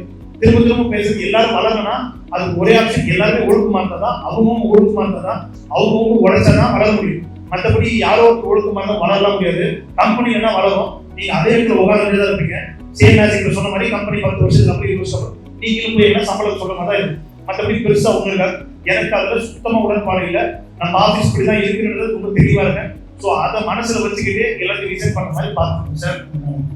எதையாவது நீங்க ஒர்க் அவுட் பண்றீங்க அப்படின்னாக்கா, அதாவது எதை நீங்க ஒர்க் அவுட் பண்ணாலும் அது sales team and packet team யார் எதை ஒர்க் அவுட் பண்ணாலுமே தயவு செய்து ஷார்ட் டேர்ம் கோல்ல ரிசல்ட் எக்ஸ்பெக்ட் பண்ணாதீங்க அண்ட் பெட்டர் ரிசல்ட் எக்ஸ்பெக்ட் பண்ணாதீங்க. ஷார்ட் டேர்ம் கோல்ல ரிசல்ட் எக்ஸ்பெக்ட் பண்ணாதீங்க, பெட்டர் ரிசல்ட் எக்ஸ்பெக்ட் பண்ணாதீங்க. லாங் டேர்ம் கோல்ல நல்ல ரிசல்ட் எதிர்பாருங்க, லாங் டேர்ம் கோலுக்கு வெயிட் பண்ணுங்க. பெரிய ரிசல்ட்ன்றத நமக்கு ஒரு பெரிய பிராக்டிஸ் கிடைச்சிருக்கும். ஷார்ட் டைம்ல நமக்கு ஒரு சக்சஸ் கிடைக்குதுன்னா அந்த சக்சஸ்க்கு நமக்கு எந்த பிராக்டிஸ் இருக்காது, நம்மளால அடுத்த முறை சக்சஸ் எடுக்க முடியாது. இதுவே லாங் டைம் ஒரு சக்சஸ் கிடைக்குதுன்னா லாங் டைம்க்கு எந்த பிராக்டிஸ் இருக்கும், ஒவ்வொரு முறையும் நம்மளால வந்து சக்சஸ் பண்றதுக்கான ஃபார்முலாஸ் நம்மகிட்ட இருக்கும். So sales demo packet demo நம்ம ஆஃபீஸை பொறுத்த வரைக்கும் ஷார்ட் டைம் கோல் எக்ஸ்பெக்ட் பண்ணாதீங்க, ஷார்ட் டைம் ரிசல்ட்டை மெயினாக எக்ஸ்பெக்ட் பண்ணாதீங்க. லாங் டைம் கோல் வந்து லாங் டைம் கோல் எக்ஸ்பெக்ட் பண்ணுங்க. லாங் டேர்ம் கோல் பேர் தான் சக்சஸ். ஒரு முறை சக்சஸ் ஆனா அடுத்த முறை சக்சஸ் ஆகிற மாதிரி நம்ம கிட்ட ஃபார்முலாஸ் இருக்கணும். அப்போ அது லாங் டேர்ம் கோல் மட்டும் தான் பொருந்தும், ஷார்ட் டேர்ம் கோலுக்கு பொருந்தாது. இது என்ன பொருந்தும் அப்படின்னாக்கா, இன்னைக்கு காலையில உங்க வேலையை ஆரம்பிப்பீங்க, இந்த மாசம் 30 நாள் கழிச்சு சம்பளம் வாங்கணும் அப்படின்னாக்கா மாசம் 30 நாள்ல வந்து உங்களுக்கு ஏற்ற மாதிரியே வேலையை கம்மியா வாங்கணும். நீங்க நினைச்ச மாதிரி சோம்பேறித்தனமா இருக்கணும், நீங்க நினைச்ச மாதிரி மொபைல் யூஸ் பண்ணணும், நீங்க நினைச்ச மாதிரி வந்து பாத்தீங்கன்னா பக்கத்துல கூட பேசிட்டு இருக்கணும், நீங்க நினைச்ச மாதிரி தூங்கிக்கிட்டே இருக்கணும், நீங்க நினைச்ச இடத்துக்கு சாப்பிட போகணும், நீங்க நினைச்ச மாதிரி விளையாடிட்டே இருக்கணும், நீங்க நினைச்ச மாதிரி அமைதியா அந்த ஐடியா வந்து ரொம்ப ரிலாக்ஸா உட்கார்ந்து இருக்கணும். இல்ல நீங்க நினைச்ச மாதிரி நான் டிப்ரெஷன் இருக்கேன், ஸ்ட்ரெஸ் இருக்கு, அமைதியா இருக்கணும். இல்ல நீங்க நினைச்ச மாதிரி வருத்தப்பட்டு ஸ்டேட்டஸ் போட்டுக்கிட்டே இருக்கணும், அந்த போட்ட ஸ்டேட்டஸ் எத்தனை பேர் பார்த்துக்கிட்டே இருக்கணும். எந்த வேலையும் பார்க்கணும், அமைதியா வந்து மொபைல் திரும்ப யூஸ் பண்ணிக்கிட்டே இருக்கணும். எந்த மெசேஜ் வந்து ரிப்ளை கொடுக்கணும் அதையே பார்த்துக்கிட்டே இருக்கும். இன்னும் இது போக இருக்கிற காரியம் இதெல்லாம் செஞ்சு 30 நாளும் செஞ்சுட்டு ஷார்ட் டேர்ம் கோல், அதாவது டக்கு எனர்ஜி ஆகிட்டு 30 நாள் கழிச்சு நல்ல சம்பளத்தை எதிர்பார்த்தீங்கன்னா எனக்கு உங்களுக்கு யார் ஒருத்தருக்கு ஒன்றும் கிடைக்காது. நானா இருந்தாலும் பிச்சை தான் எடுக்கணும், ஒன்றும் பண்ண முடியாது, எதுவும் கிடைக்காது, நல்ல சம்பளம் தான் கிடைக்காது. கடைசி வரைக்கும் அப்படிதான் உட்காரும். இதுக்கு பதிலாக லாங் டேர்ம் கோலா இருக்கும். அதாவது லாங் டேர்ம்னா 30 நாளும் ஒவ்வொரு நாளும் சந்தோஷம் எதுனாக்கா லாங் டேர்ம் 30 நாள் கழிச்சு நமக்கு கிடைக்க போற வருமானம், அந்த சம்பளத்தை வச்சு பணத்தை மட்டும் இல்லை, பணம் மட்டும் இல்லை முடிவு பண்ணிடாது, பணம் இல்லாமல் இது முடிவாவது தெளிவாக தெரியும். 30 நாள் கழிச்சு வரப்போற சம்பளம், நம்ம சம்பளம் நல்ல சம்பளம் வரணும். சம்பளம் வந்தா நமக்கு தேவையான அடிப்படை கிடைக்கும், நல்ல வாழ்க்கை வாழலாம், சேவிங்ஸ் போகலாம், அடுத்த இடத்துக்கு போகலாம். ஸோ வருமானம் இருந்தால் தான் எல்லாம் நல்லா வாழ முடியும். இது எந்த மாற்றம் இல்லை, வருமானம் இல்லாமல் வாழ முடியும் இல்லைன்னு சொல்லல. அதே சமயத்துல வருமானம் எல்லாம் முழுமையாக வாழ முடியாது. அதனாலதான் எல்லாரும் நான் வேலைக்கு வரேன், நீங்க வேலைக்கு வரீங்க, எல்லாரையும் உட்காந்து பேசிட்டு இருக்கோம். அப்படின்னு பார்க்கும்போது அந்த 30 நாளும் நீங்க நினைக்கிற மாதிரி ஃபர்ஸ்ட் சொன்ன ஷார்ட் டேர்ம் சந்தோஷம் எதிர்பார்க்குறீங்க, லாங் டேர்மா பாருங்க. சொல்ற வேலையை செய்யணும், சொல்லாத வேலையை செய்யணும், சொல்ற வேலை கஷ்டமா இருந்தாலும் செய்யணும், கத்துக்கிட்டு செய்யணும், ட்ரெயின் ஆகணும், பிராக்டிஸ் கொடுத்தா ஏற்றுக்கணும், மறுத்து பேசக்கூடாது, ஒழுக்கத்தோட இருக்கணும், எவ்வளவு முடியுமோ அவ்வளவு கவனத்தோட இருக்கணும், முழு கவனத்தோட இருக்கணும். அப்படியே நமக்கு ஏதாவது யாருனாவது ஒரு வார்த்தை சொல்லிட்டு உடனே ரோஷம் கொடுத்துட்டு வந்துடக்கூடாது. அதுக்காக யாரையும் மரியாதை கேட்டவன்னு சொல்ல, என்னையும் சேர்த்த போது எதை உங்ககிட்ட நான் பேசினாலும் எனக்கு முதல்ல அப்பதான் உங்ககிட்ட, அதாவது எல்லாத்துக்கும் கோவப்படுறது, எல்லாத்துக்கும் வருத்தப்படுறது, எனக்கு தன்மானம் இருக்கு, எனக்கு சங்கடம் இருக்கு, எனக்கு ரோஷம் இருக்குன்னு சொல்லிட்டு சின்ன சின்ன விஷயம் சொல்ல, வேலை பார்க்குற இடத்துல அது கரெக்டாக வேலை பார்த்துக்கலாம், அந்த விஷயத்தை கரெக்டாக பண்ணாம இருக்குது. அதை கேட்ட உடனே எனக்கு கௌரவம் தான் முக்கியம், எனக்கு ரோஷம் தான் முக்கியம், எனக்கு சூடு சொல்றதுக்கு நான் சாப்பாடு தான், எல்லாரும் சாப்பாடு தான் சாப்பிட்றோம், அந்த மாதிரி இந்த மாதிரி சொல்லி எப்படி எல்லாம் பேசணுமோ அதெல்லாம் பேசி ஆக மொத்தத்துல வேலையே பார்க்க வேண்டிய ஏமாத்தலன்ற ஒரு பெரிய பூச்சே நடந்தது தெரியுது. ஆக்சுவலி நீங்க இல்ல, இன்னைக்கு கிட்டத்தட்ட அது எஸ்பெஷலி இந்தியாவில் 150 கோடி பேர்லாம் போய் புக்கு கொடுத்து அத்தனை பேர் எழுதுறாங்க இந்த மாதிரி எப்படி இருக்கலான்றத. ஏன்னா ரெகுலராக நமக்கு இது ப்ராக்டிஸ் ஆயிடுச்சு. ஏமாத்துறதுக்கு ஒரு வழி இருக்குன்னா எப்படியெல்லாம் டெய்லி ஏமாத்த பார்த்து கடைசி 30 நாள் முடிஞ்சதுக்கு அப்புறம் அந்த ஒரு 10 நாள் வருமானம் வர சமயத்துல சம்பளம் வந்தப்ப அந்த கஷ்டத்தப்ப ஐயோ இது யார் யாரெல்லாம் புத்தகம்னு பார்ப்போம். ஒரே ஒரு புத்தகம் கூட நம்ம மேல திரும்பி நம்ம என்னெல்லாம் ஒரு நாள் பண்ணி எழுத மாட்டீங்க, எழுதி வச்சு அதை பார்க்க மாட்டீங்க, எழுதி வைக்க மாட்டீங்க. ஆனாலும் ரிசல்ட் சூப்பரா இருக்கணும், பயங்கரமா இருக்கணும் அப்படின்னு எக்ஸ்பெக்ட் பண்ணுவீங்க. இதுல எந்த விதத்திலும் பிரயோஜனம் இல்லை. So short term goal expect பண்ணாதீங்க. எல்லாருமே சொல்லுவாங்க ஷார்ட் டேர்ம் கிடைக்கிற சக்சஸ் ஸ்கேம்னு சொல்லுவாங்க, நல்லா தெரியும் நம்புறேன். ஸோ லாங் டேர்ம் கோலா பாருங்க, லாங் டைம் சக்சஸா பாருங்க. லாங் டைம் கிடைக்கிற ரிசல்ட் தான் சக்சஸ். ஸோ லாங் டேர்ம்ல கிடைக்கிற ரிசல்ட் தான் சக்சஸ். அந்த சக்சஸா உங்களுக்கு ஒரு ஃபார்முலா கொடுக்கும். அந்த ஃபார்முலா தான் மாசம் நமக்கு கொடுக்கும். அதை எப்படி டெவலப் பண்ணலாம்னு பாருங்க. மற்றபடி ஷார்ட் டைம்ல சம்பாதிக்கிறதுக்கு புக்கு வாங்கி படிக்கிற மாதிரி ஷார்ட் டைம்ல சந்தோஷத்தை அனுபவிச்சுட்டு லாங் டைம் சந்தோஷமா இருக்க முடியாது. லாங் டேர்ம் கோல்ல தெளிவா இருக்க. கண்டிப்பா கொஞ்சம் கஷ்டத்தை ஃபேஸ் பண்ணீங்கன்னா அதை விட பெரிய சந்தோஷத்தை ஃபேஸ் பண்ணலாம். இதுதான் ராட்சசி படத்துல ஜோதிகம் ரொம்ப அழகா சொல்லியிருப்பாங்க. அந்த கதையில ஒருத்தவங்க நடந்து போகும்போது கிடைச்ச விஷயத்தையே வந்து பெரிய ஜுவல்லே கிடைச்சு தங்கமே கிடைச்சு வருவாங்க. ஆனா அதை விட ஜுவல் பெருசா பின்னாடி காத்துருக்கும். ஸோ உங்களுக்கு கிடைக்கிற உங்களோட சோம்பேறித்தனமான செயல்கள்லாம் பெருசா கிடைச்சி சந்தோஷம் நம்பி உங்களோட பெரிய சந்தோஷம் இருக்காதீங்க. So short term goal expect பண்ணாதீங்க. லாங் டேர்ம் கோல் தான் தேவை. Short term process long term process தேவை. அதுதான் சக்சஸ். அதுக்கான ஃபார்முலாஸ் கிரியேட் பண்ற மாதிரி பார்த்து இது ஒரு விஷயம். ரெண்டாவது, ஈஸி கமிட்மெண்ட்ஸ் எடுத்துட்டு பெரிய சக்சஸை எக்ஸ்பெக்ட் பண்ணாதீங்க. சத்தியமா அதுக்கு வாய்ப்பே இல்லை. அதே சமயத்துல ஹார்ட் டாஸ்க் எடுத்துட்டு நல்ல ரிசல்ட் எதிர்பாருங்க, நல்ல வாழ்க்கை எதிர்பாருங்க, சந்தோஷமான வாழ்க்கை எதிர்பாருங்க. கரெக்டா இருக்கும். ஈஸியான டாஸ்கா எடுத்துக்கிட்டு நல்ல சந்தோஷத்தையும் நல்ல வாழ்க்கை எதிர்பார்க்காதீங்க. சத்தியமா அதுக்கு என்னைக்கு பாசிபிலிட்டிஸ் கிடையாது. இதே ஹார்ட் டாஸ்க் எடுத்துக்கிட்டு அதுக்கு எப்படியாவது டிராவல் பண்ணுங்க. அது கண்டிப்பா நல்ல வாழ்க்கையும் சந்தோஷமான வாழ்க்கையும் கொடுக்கும். பணத்தை மட்டும் சொல்ல, எல்லா வகையிலையும் சந்தோஷம், நிம்மதி, வருமானம் எல்லாமே கிடைக்கும். ஸோ ஈஸி டாஸ்கா செலக்ட் பண்ணுறதுக்கு பதிலாக ஹார்ட் டாஸ்கா செலக்ட் பண்ணுங்க. ஒரு நாள் முடிவு பண்ணி கட்டாயம் உங்களோடது. என்னைக்கு ஒரு நாள் ஸ்கிப் பண்ணணும், அடுத்த நாள் மாற்றுறதுக்கான எல்லாருக்கும் அதிகாரம் இருக்கு. ஸோ ஒவ்வொரு நாளும் வந்து ஈஸி டாஸ்கா செலக்ட் பண்ணாம ஹார்ட் டாஸ்கா செலக்ட் பண்ணுங்க. மாசம் கடைசியில உங்களோட வருமானம் நல்லா இருக்கும். வருஷம் கடைசியில உங்களோட மொத்த வருமானம் அப்டேட் ஆகிறது நல்லா இருக்கும். வருஷம் அப்டேட் ஆயிடுச்சாங்க லிமிட் உங்க லைஃப் பெரிய க்ரோத் இருக்கும். திரும்பவும் சொல்றேன், வாழும் பொழுதே பெருசா சம்பாதிச்சு நல்லா வாழணும் அப்படின்னாக்கா அதுக்கான அடிப்படை ஒரே ஒரு விஷயம், ஒழுக்கத்தோட உழைக்கணும். வேற எதுவுமே கிடையாது. அதை தொடர்ந்து பண்ணணும். நமக்கு தோன்றப்ப கிடையாது, டெய்லியும் பண்ணணும், ரெகுலரா பண்ணணும். ரெகுலரா ஒழுக்கத்தோட உழைச்சா நம்மளால நல்லா வாழ முடியும், நிம்மதியா வாழ முடியும், சந்தோஷமா வாழ முடியும், வருமானத்தோட வாழ முடியும். அதை மட்டும் கவனமா வச்சுக்க. ஸோ டெய்லியும் ஈஸி டாஸ்க்கு பதிலா ஹார்ட் டாஸ்கா செலக்ட் பண்ணி ஒர்க் அவுட் பண்ண மாதிரி பார்த்து. அடுத்த பாயிண்ட், ஏதாவது வந்து பாத்தீங்கன்னா உங்களுக்கு ஒரு இன்ஃபர்மேஷன் இல்ல ஒரு ஆர்டர் வந்து என்கிட்ட இருந்து வருது, ஆபீஸ் கிட்ட இருந்து வருது, இல்ல ஆர்கனைசேஷன் இருந்து வருது, இல்ல மேனேஜ்மெண்ட் டீம் கிட்ட இருந்து வருது, உங்களோட team leaders, board of directors யார்கிட்டயாவது இருந்து உங்களுக்கு ஏதாவது ஒரு இன்ஃபர்மேஷன் ஆர்டர் வருதுனாக்கா ஏதாவது வந்த உடனே ரொம்ப ஒரி பண்ணாதீங்க, ரொம்ப இரிட்டேட் ஆகாதீங்க, ரொம்ப ஹர்ட் ஆகாதீங்க, ரொம்ப கன்ஃபியூஸ் ஆகாதீங்க. இதெல்லாம் போட்டு ரொம்ப போட்டு உலாத்திக்காதீங்க. ரொம்ப சிம்பிளா இருங்க. முதல்ல லிசன் பண்ணுங்க, மறுபடியும் நல்லா டீப் லிசன் பண்ணுங்க, அப்சர்வ் பண்ணுங்க. உங்களுக்கு உங்க வாழ்க்கைக்கு எதிர்ப்பானது ஏதாவது செஞ்சாங்களா அப்படின்னு பாருங்க. இல்ல உங்க சுகத்துக்கு எதிர்ப்பானது ஏதாவது சொல்லியிருக்காங்கன்னு பாருங்க. ரெண்டுத்தையும் முதல்ல வித்தியாசப்படுத்தி பாருங்க. பேசுற விஷயங்கள் ஏதாவது இன்ஃபர்மேஷன்ஸ் ஏதாவது ஆர்டர் வருதுன்னு வச்சுக்கோங்க. ஏன்னா டெய்லி வாய்ஸ் ரெக்கார்ட் சொல்றோம், இல்ல வீடியோ, இல்ல பிடிஎஃப் வரும், இல்ல நேர்ல கூப்பிட்டு பேசுறோம், எங்கன்னா கூப்பிட்டு பேசுறோம், இல்ல இன்ஃபர்மேஷன் பாஸ் பண்றோம். டீம் மூலியமா, லீடர் மூலியமா, பிஓடிஸ் மூலியமா, சீஃப்ஸ் மூலியமா, மேனேஜ்மெண்ட் மூலியமா, ஆர்கனைசேஷன் மூலியமா, ஏன் மூலியமா, டைரக்டா இன்டைரக்டா ஏதோ இன்ஃபர்மேஷன்ஸ் வருதுனாக்கா ரெண்டு விதமா ஸ்ப்ளிட் பண்ணி பாருங்க. ஒண்ணு உங்களோட வாழ்க்கைக்கு எதிர்ப்பான இன்ஃபர்மேஷனா, ரெண்டு உங்க சோம்பேறித்தனத்துக்கு எதிர்ப்பானதா முதல்ல பாருங்க. உங்க வாழ்க்கைக்கு எதிர்ப்பானதுன்னா அது சம்பந்தப்பட்டு டிஸ்கஸ் பண்ணுங்க, ஆர்கியூ பண்ணுங்க, போராடுங்க, அதுல இருந்து வெளியில வந்து முயற்சி பண்ணுங்க. தப்புல நியாயம் தருங்க. மற்றபடி சொல்ற விஷயங்கள் வந்து உங்க சோம்பேறித்தனத்துக்கு எதிர்ப்பா இருக்குன்றதுக்காக போராடாதீங்க. எந்த விதத்திலையும் கிரிட்டிசைஸ் பண்ணி உங்களை நீங்க தாழ்த்திக்காதீங்க. மற்றவங்க போய் சொல்றதுக்கு உங்க தரத்தை குறைச்சிக்காதீங்க. அதே சமயத்துல சொல்லாம இருக்கிற பேர்ல மனசுலேயே வச்சுக்கிட்டு சங்கடமா இருக்காதீங்க. இதெல்லாம் எந்த விதத்திலையும் பிரயோஜனம் இல்லை.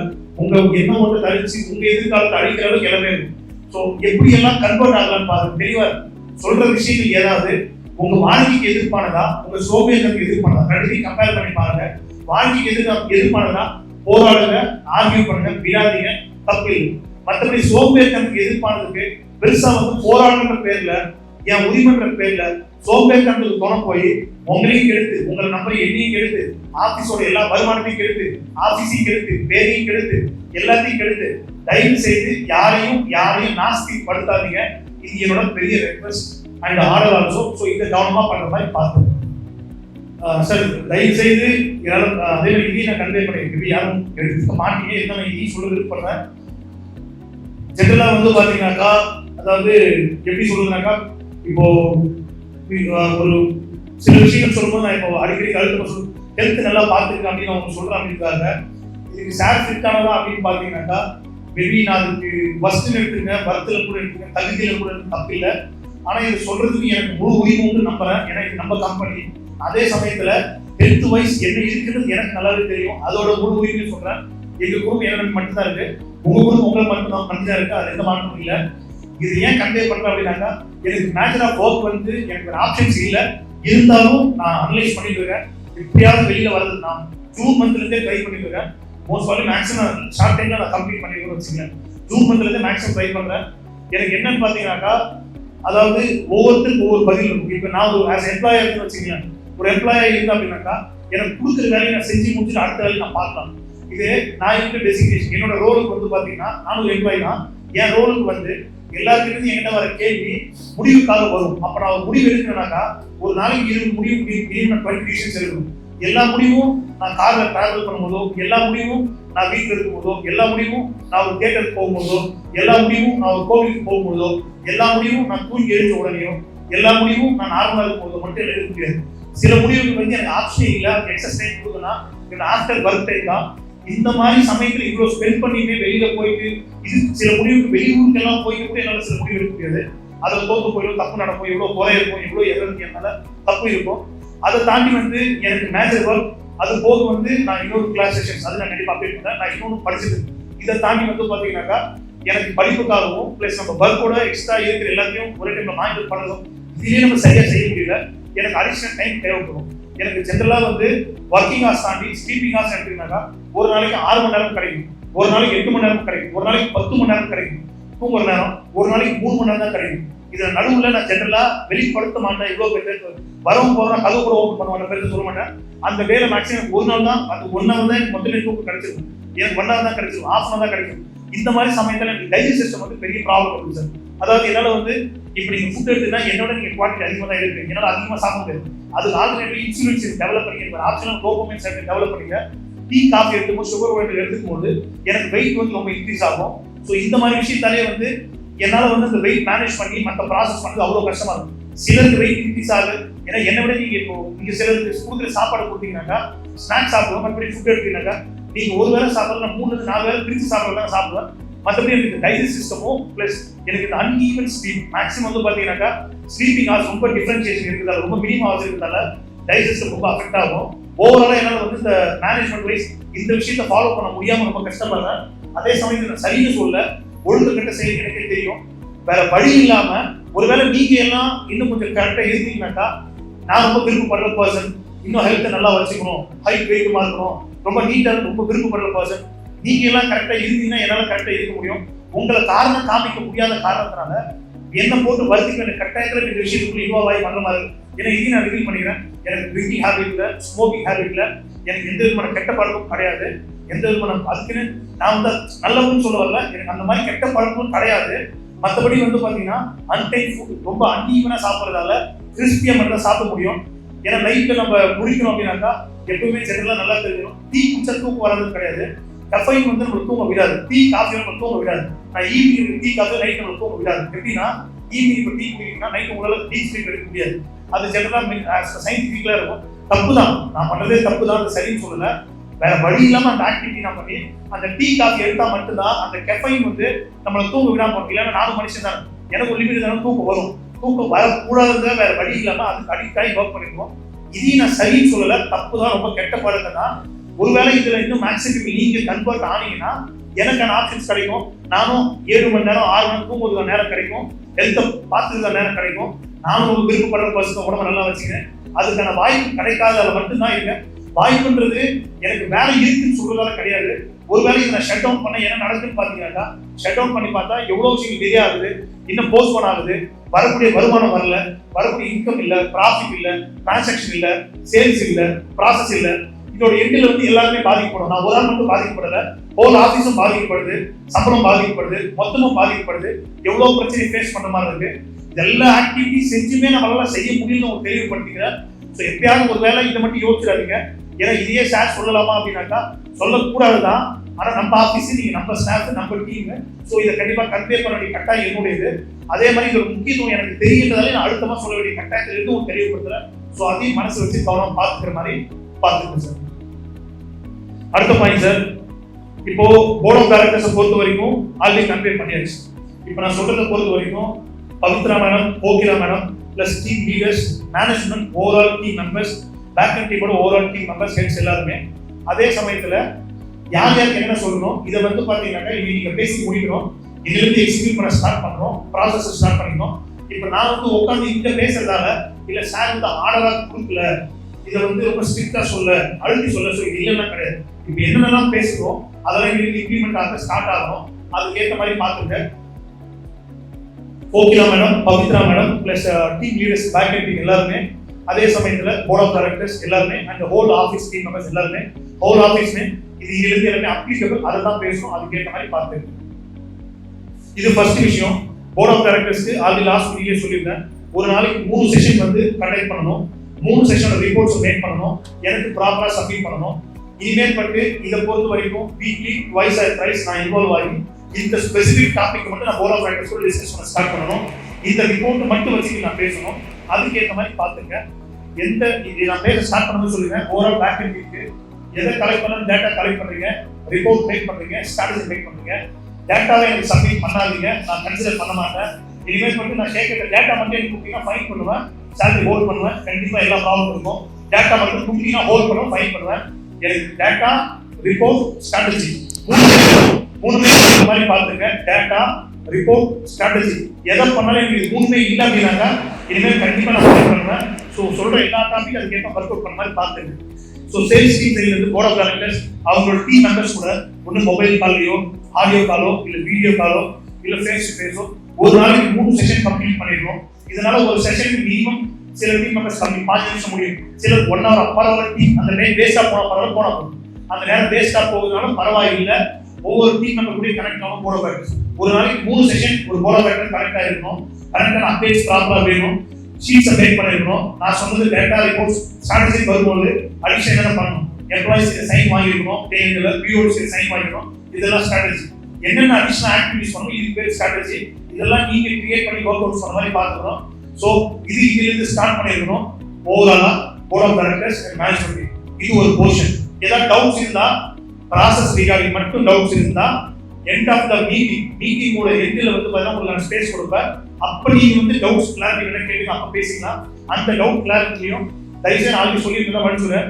பிஎஃப்இ பொறுத்த வரைக்கும் மேக்ஸிமம் 2 மாசம் எனக்கு கிளியர் ஆகிடும். அப்போ ஒரு கிளியரன்ஸ் கிடைச்சிடும் உங்களுக்கு. அதுவும் 2-3 months கிடைச்சிடும். ஜென்ரல் டவுட் கேட்ட டவுட் நான் ஆன்சர் கொடுத்துருப்பேன், அதையே ரிப்பீட் பண்ணாதீங்க. இப்போ நான் பேசுற ப்ராசஸ் ரிகார்டிங் டவுட் நான் கேளுங்க. கேட்கணுமே இது எழுதி கேட்காதீங்க, யாருக்கும் பெர்மிஷன் கிடையாது. அது வந்து பாத்தீங்கன்னா ரிஜெக்டட். கேட்கணுமே கேட்காதீங்க, எது கேட்கணுமோ அதை கேட்கிற மாதிரி பார்த்துருங்க. மற்றபடி அதுக்கான ஆன்சர் என்னன்னா இன்னும் 3-4 months உங்களுக்கு கிளியரன்ஸ் கிடைச்சா அதையும் நம்ம பார்த்துக்கலாம், பிளான் பண்ணிக்கலாம். ஃபர்ஸ்ட் விஷயம் அதான் போர்ட் ஆஃப் டைரக்டர்ஸ் அவங்களோட ஆக்டிவிட்டி எப்படி பண்ணணும் ஆல்ரெடி சொல்லிட்டேன். அதுக்கு ஏற்ப ஸ்டார்ட் பண்ண ஒன்று. அடுத்தது பேக் அண்ட் டீம் பொறுத்த வரைக்கும் ஹோல் ஆஃபீஸ்மே நாளைக்கு ஆஃபீஸ். ஸோ நாளைக்கு மறுநாள் இருந்து என்ன பண்ணணும் அப்படின்னு பார்த்தீங்கன்னாக்கா டெய்லி பேசிஸ் ஷீட் தான் கன்சிடர். மந்த்லி பேசிஸ்க்கு வந்து டெய்லி பேசிஸ் தான் வீக்லி ரிப்போர்ட்டா மேக் பண்ணிருக்கணும். அண்ட் அதுதான் மந்த்லி ரிப்போர்ட்டா மேக் பண்ணிருக்கணும். இது பேக் அண்ட் டீம் சீஃப்ஸ்க்கு பொருந்தும், டீம் லீடர்ஸ்க்கு பொருந்தும், டீம் மெம்பர்ஸ்க்கு பொருந்தும், ஹோல் பேக் அண்ட் டீமுக்கும் பொருந்தும். இது பிரகாரம் தான் இமெயில் பண்ணி டிராவல் பண்ணுவோம். இதுக்காக ஒரு நாளைக்கு மினிமம் 30 minutes இருந்து 1 hour 1.5 hour வேஸ்டா போகும். தாராளமா வேஸ்டா போகட்டும், எந்த குறையும் இல்லை. தாராளமா வேஸ்டா போகட்டும். நாளைக்கு மறுநாள் இது பிரகாரம் தான் டிராவல் பண்ணணும்.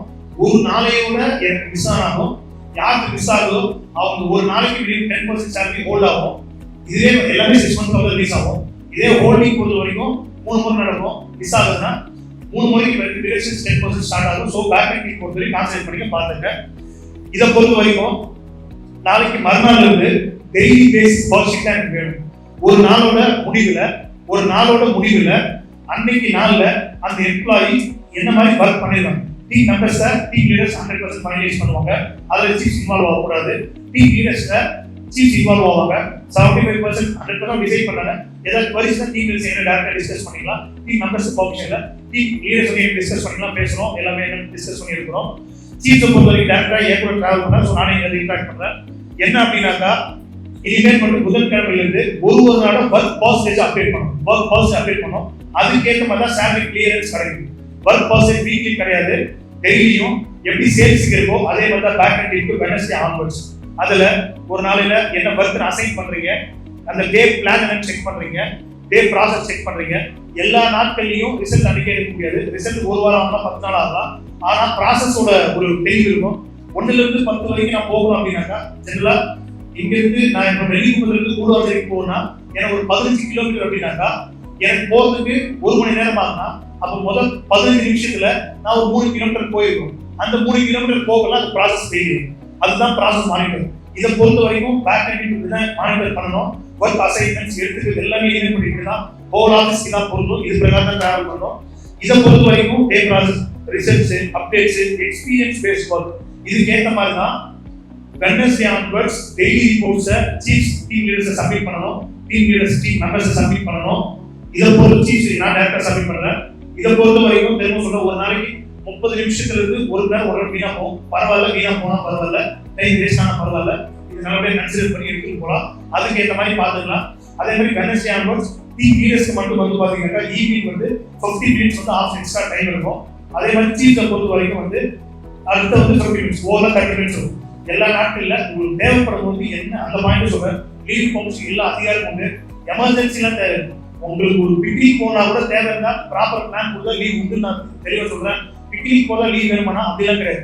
உங்க குடும்பத்தோட ஸ்பெண்ட் பண்றதுக்கு எல்லாம் வேலைக்கு லீவ் வேணும். எல்லாத்துக்கும் உரிமை உண்டு. அதுல தெளிவு வேணும். என்ன வேலையை பண்ணணுமோ அதை பண்ணிட்டு பண்ணுங்க என்னோட சஜஷன். மற்றபடி வேணாம் எப்படி நான் சொல்ற பீப்பிள் கிடையாது. அதை மைண்ட் பண்ணிக்கணும். ஸோ வெட்னஸ்டே ஆன்வர்ட்ஸ் டீம்ல இருக்க அடிஷனல் 15 மினிட்ஸ், சீஃப் பொறுத்த வரைக்கும் 30 மினிட்ஸ். இதை பொறுத்த வரைக்கும் வந்து பாத்தீங்கன்னா வெட்னஸ்டே ஆன்வர்ட்ஸ் ஃபாலோ பண்ணணும். இதுக்கு என்ன ஒர்க் அவுட் பண்ணிக்க அந்த நாட்களோட முடிவுல அந்த எம்ப்ளாயோட ஒர்க் ஆக்டிவிட்டி கிரேட் அப்படின்னாக்கா 100% சேலரி கிளியர் ஆகும். கிரேட்னா 100% சேலரி கிளியர் ஆகும். இதே வந்து பாத்தீங்கன்னாக்கா அவங்க வந்து குட் அப்படின்னாக்கா 90% தான் கிளியர் ஆகும். ஆவரேஜ் அப்படின்னா 80% கிளியர் ஆகும். பேட் அப்படின்னா 70% கிளியர் ஆகும்.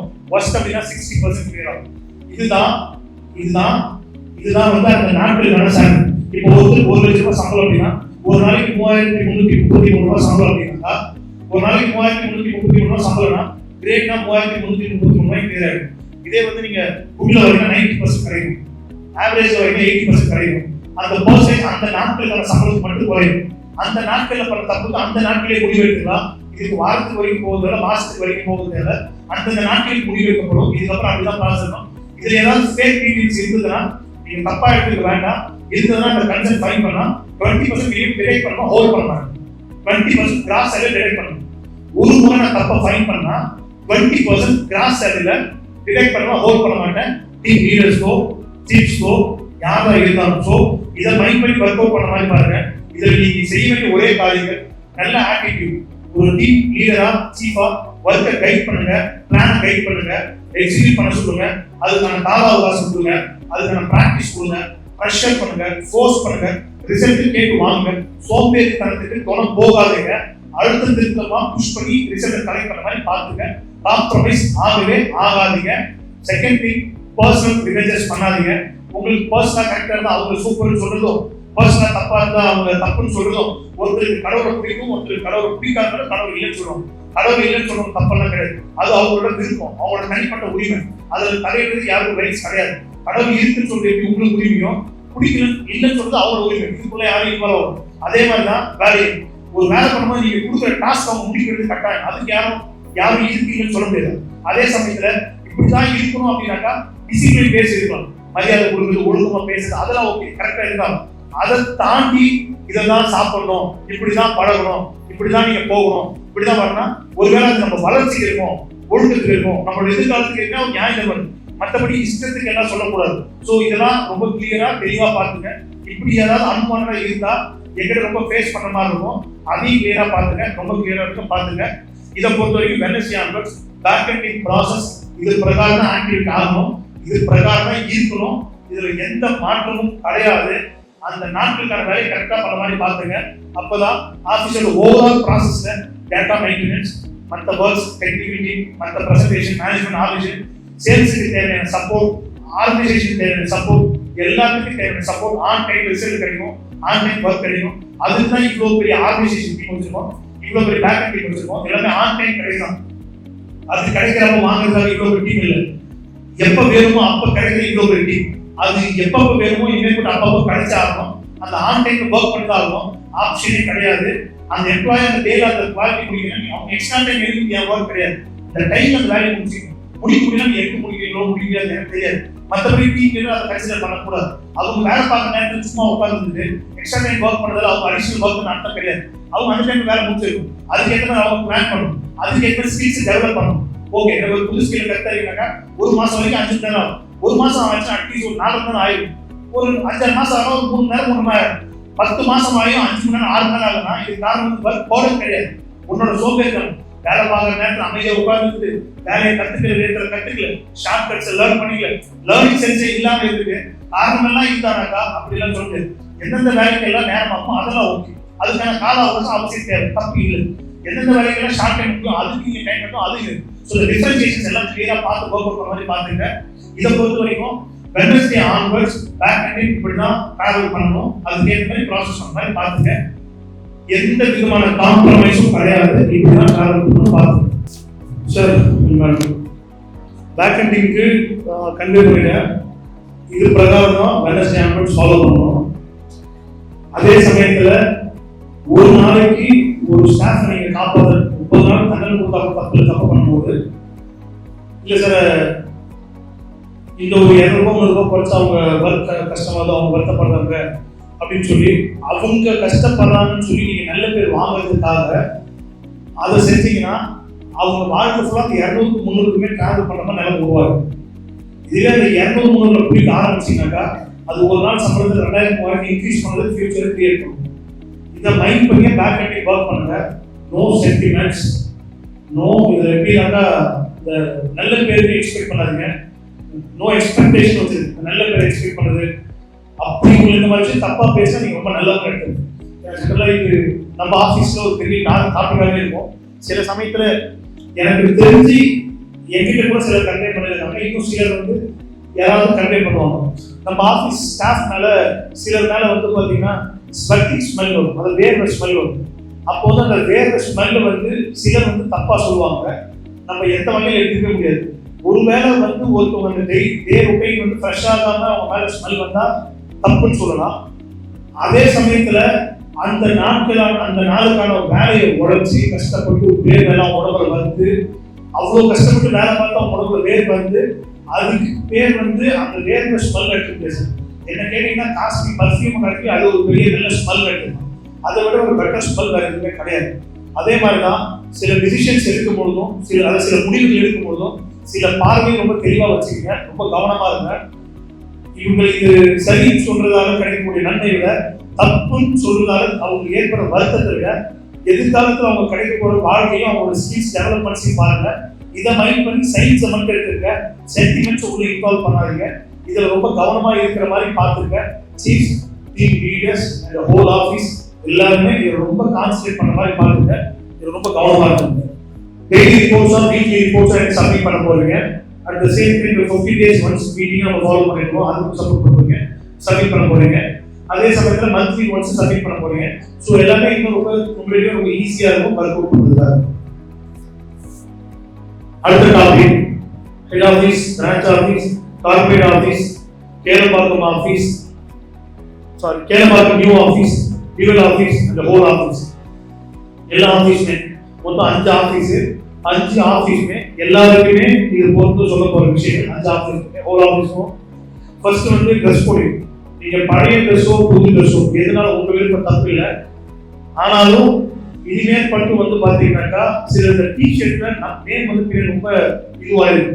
அந்த டிஷர்ட் கிளியர் பண்ணுவீங்க. அதுக்கு ஆல்டர்னேட்டிவா உங்களுக்கு டிஷர்ட் தேவைப்பட்டதுன்னா நீங்க வந்து பாத்தீங்கன்னாக்கா அருண் சார் இன்ஃபார்ம் பண்ணுங்க. நான் ஆல்ரெடி சொல்லிட்டேன் 50% டிஷர்ட் அமௌண்ட் உங்களுக்கு இது பண்ணுவாங்க. 50% 70% ஆஃபீஸ் தான் பேக் ஆகும். ஸோ அப்படி ஒரு டிஷர்ட்ஸ் அடிஷனலாக யாருக்காவது தேவைப்பட்டதுன்னா இது நான் ரொம்ப அப்படின்னு முன்னாடி சொல்லிடுறேன்.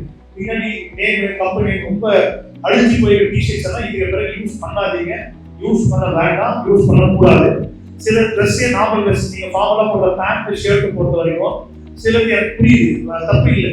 நீங்கள் பழைய ட்ரெஸ் போடுங்க, அந்த பழைய ட்ரெஸ் கரெக்டாக இருக்கா, அது ஓகேவா, அயன் பண்ணி நம்ம போட முடியுமா, இல்லை வேற எப்படி அது நல்லா வியர் பண்ண முடியும் பாருங்க. அதையும் தாண்டி ட்ரெஸ் தேவைப்பட்டதுன்னா ட்ரெஸ் எடுக்கலாம் தயங்காதீங்க. நீங்க ஒரு பேண்ட் 600 ரூபாய், ஒரு ஷர்ட் 600 ரூபாய்னா 1200 ரூபாய் ஒரு பேண்ட் ஷர்ட் அப்படின்னாக்கா ஒரு 6000 ரூபாய் கொடுத்தீங்கன்னா 5 பேண்ட் ஷர்ட் எடுப்பீங்கன்னா 5 பேண்ட் ஷர்ட்டை வந்து நம்மளால 2 மாசம் சாலரி யூஸ் பண்ண முடியும். ஒரு மாசத்துக்கு துணிக்காக 3000 ரூபாய் பயன்படுத்துறது ஒன்றும் தப்பு இல்லை, அது ஒரு நியாயமான தேவை தான். நம்ம எப்படி யாருக்கும் இறந்த ஆட்கள் கிடையாது, நம்மளும் எல்லாருக்கும் சரி சமமானம் தான் விரும்பி இருக்கு. நம்ம இருக்கிற பணத்தை வச்சு நம்ம ஒரு நல்ல துணி நம்ம வியர் பண்றது தப்பான ஒன்றும் இல்லை. அதில் எப்படி காம்ப்ரமைஸ் ஆகாதீங்க. இதில் இவங்க தான் நல்ல துணி போடணும், நம்ம இப்படிதான் போகணும் அவசியம் இல்லை. நல்ல துணி போடுறது யாரும் அஞ்ச வேண்டிய அவசியம் இல்லை. நல்ல ட்ரெஸ் பண்ணுங்க, அது ஒரு நல்ல கான்ஃபிடென்ட் கொடுக்கும். பிளஸ் ஆஃபீஸோட ரெப்யூட்டேஷன் இருக்கு, இது எல்லாமே இருக்கு. ஸோ நல்ல ட்ரெஸ் கோடிங் கண்டிப்பாக இருந்தாலும் இன்ஷர்ட் அவசியம் தேவை. இன்ஷர்ட் போர்ட் ஆஃப் டைரக்டர் சில பேர் வந்து இன்ஷர்ட் இல்லாமல் இருக்காங்கன்னா அவங்க சிட்டிங் பேசுறாங்க.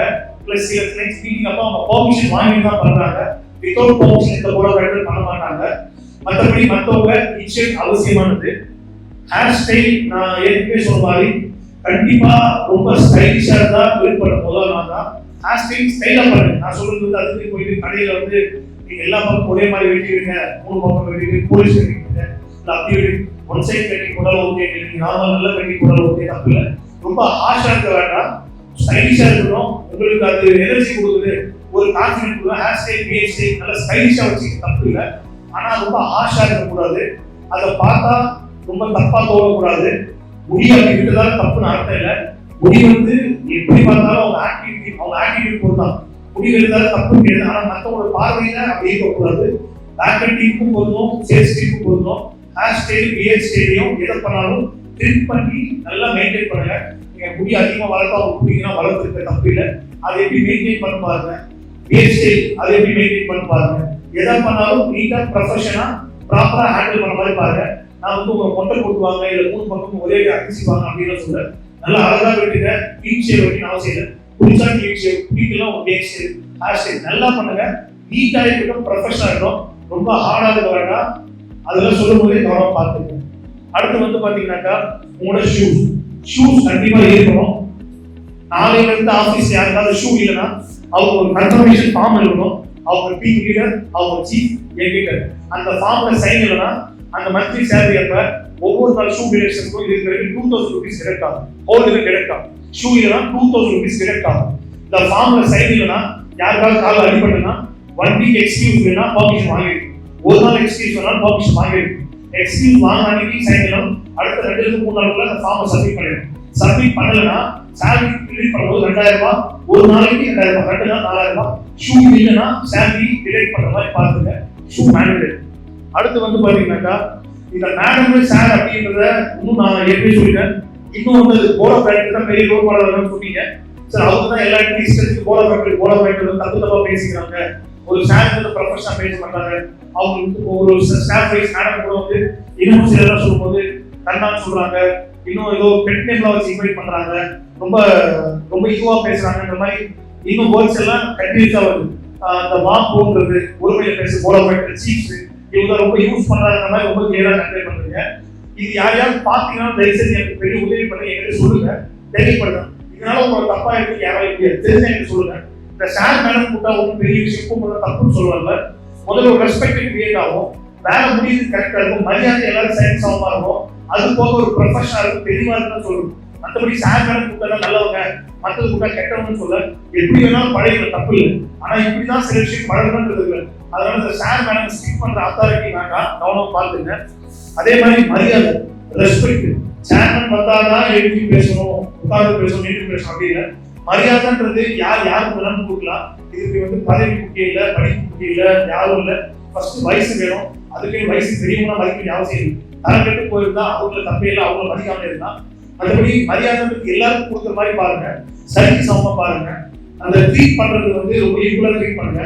ரெஸ்பெக்ட்ன்றது கேள்வி பதில் கேள்வின்றது இவங்க கேட்டால் யார் கேட்டாலும் எப்படி முறையா பேசணும், எப்படி நடந்துக்கணும், என்ன மாதிரி வார்த்தைகளை உபயோகப்படுத்தணும், மரியாதை சரிக்கு சம கொடுக்குற மாதிரி பார்த்துங்க.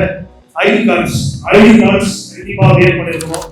அடுத்து வந்து ஆஃபீஸ் டைம்ல உங்க பிளேஸ் எல்லாம் மற்ற பிளேஸ் இருக்கிறது, மற்ற கூட பக்கத்துல கதை பேசுறது, மற்ற டாபிக்ஸ் அன்மோடரா பேசுறது, மற்ற டாபிக் மற்ற கூட பேசுறது, மற்ற இன்னும் வேற சின்ன சின்ன ஆக்டிவிட்டி எது நடந்தாலும் இப்ப நான் மேல சொன்னேன் 8 to 10 வீடியோ சொல்லியிருக்கேன் சார். இதுல எது நடந்தாலும் இனிமேல் பட்டு இன்னிலிருந்து எது நடந்தாலும் ஒரு டீம் லீடரா தப்பு பண்ணாங்க அப்படின்னாக்கா அவங்களுக்கு என்ன ஆக்டிவிட்டினா சேஃப்டி என்ன ஹோல்ட் ஆகும், அது ஹோல்ட் ஆகும். அதே சமயத்தில் போட இருக்குன்னா ஃபினான்ஷியலி பிளஸ் கண்டிப்பா உங்களுக்கு பிரைவேட்டா எங்கிட்ட என்ன மாதிரி நல்ல வார்த்தைகள் கிடைக்கும், எப்படி நல்ல விதமான மரியாதை கிடைக்கும் தெரியும். தப்பா நடந்துக்கிட்டீங்கன்னா அதுக்கேற்ற மாதிரி உங்களுக்கு தெரியும். டீம் லீடர்ஸும் டீம் மெம்பர்ஸ் யாரா இருந்தாலுமே பியூர் இன்க்ளூடிங் ஃபினான்ஷியலி பியூர் மற்ற எல்லாருமே காரணம். இதுமாதிரி பண்ணி இப்போ நான் மேலே சொன்ன டாபிக்ஸ்ல ஏதாவது எரர் தப்பு நடக்குது அப்படின்னா ஒரு லீடரா அவங்க பண்றாங்கன்றது எனக்கு உடனே நீங்க சொல்லிட்டா உங்களுக்கு எந்த அஃபெக்ட் இல்லை. கண்டிப்பா அவங்களுக்கான என்ன ஃபைன்ஸோ அது மட்டும் பே பண்ண அடுத்த வேலையை பார்க்கலாம்.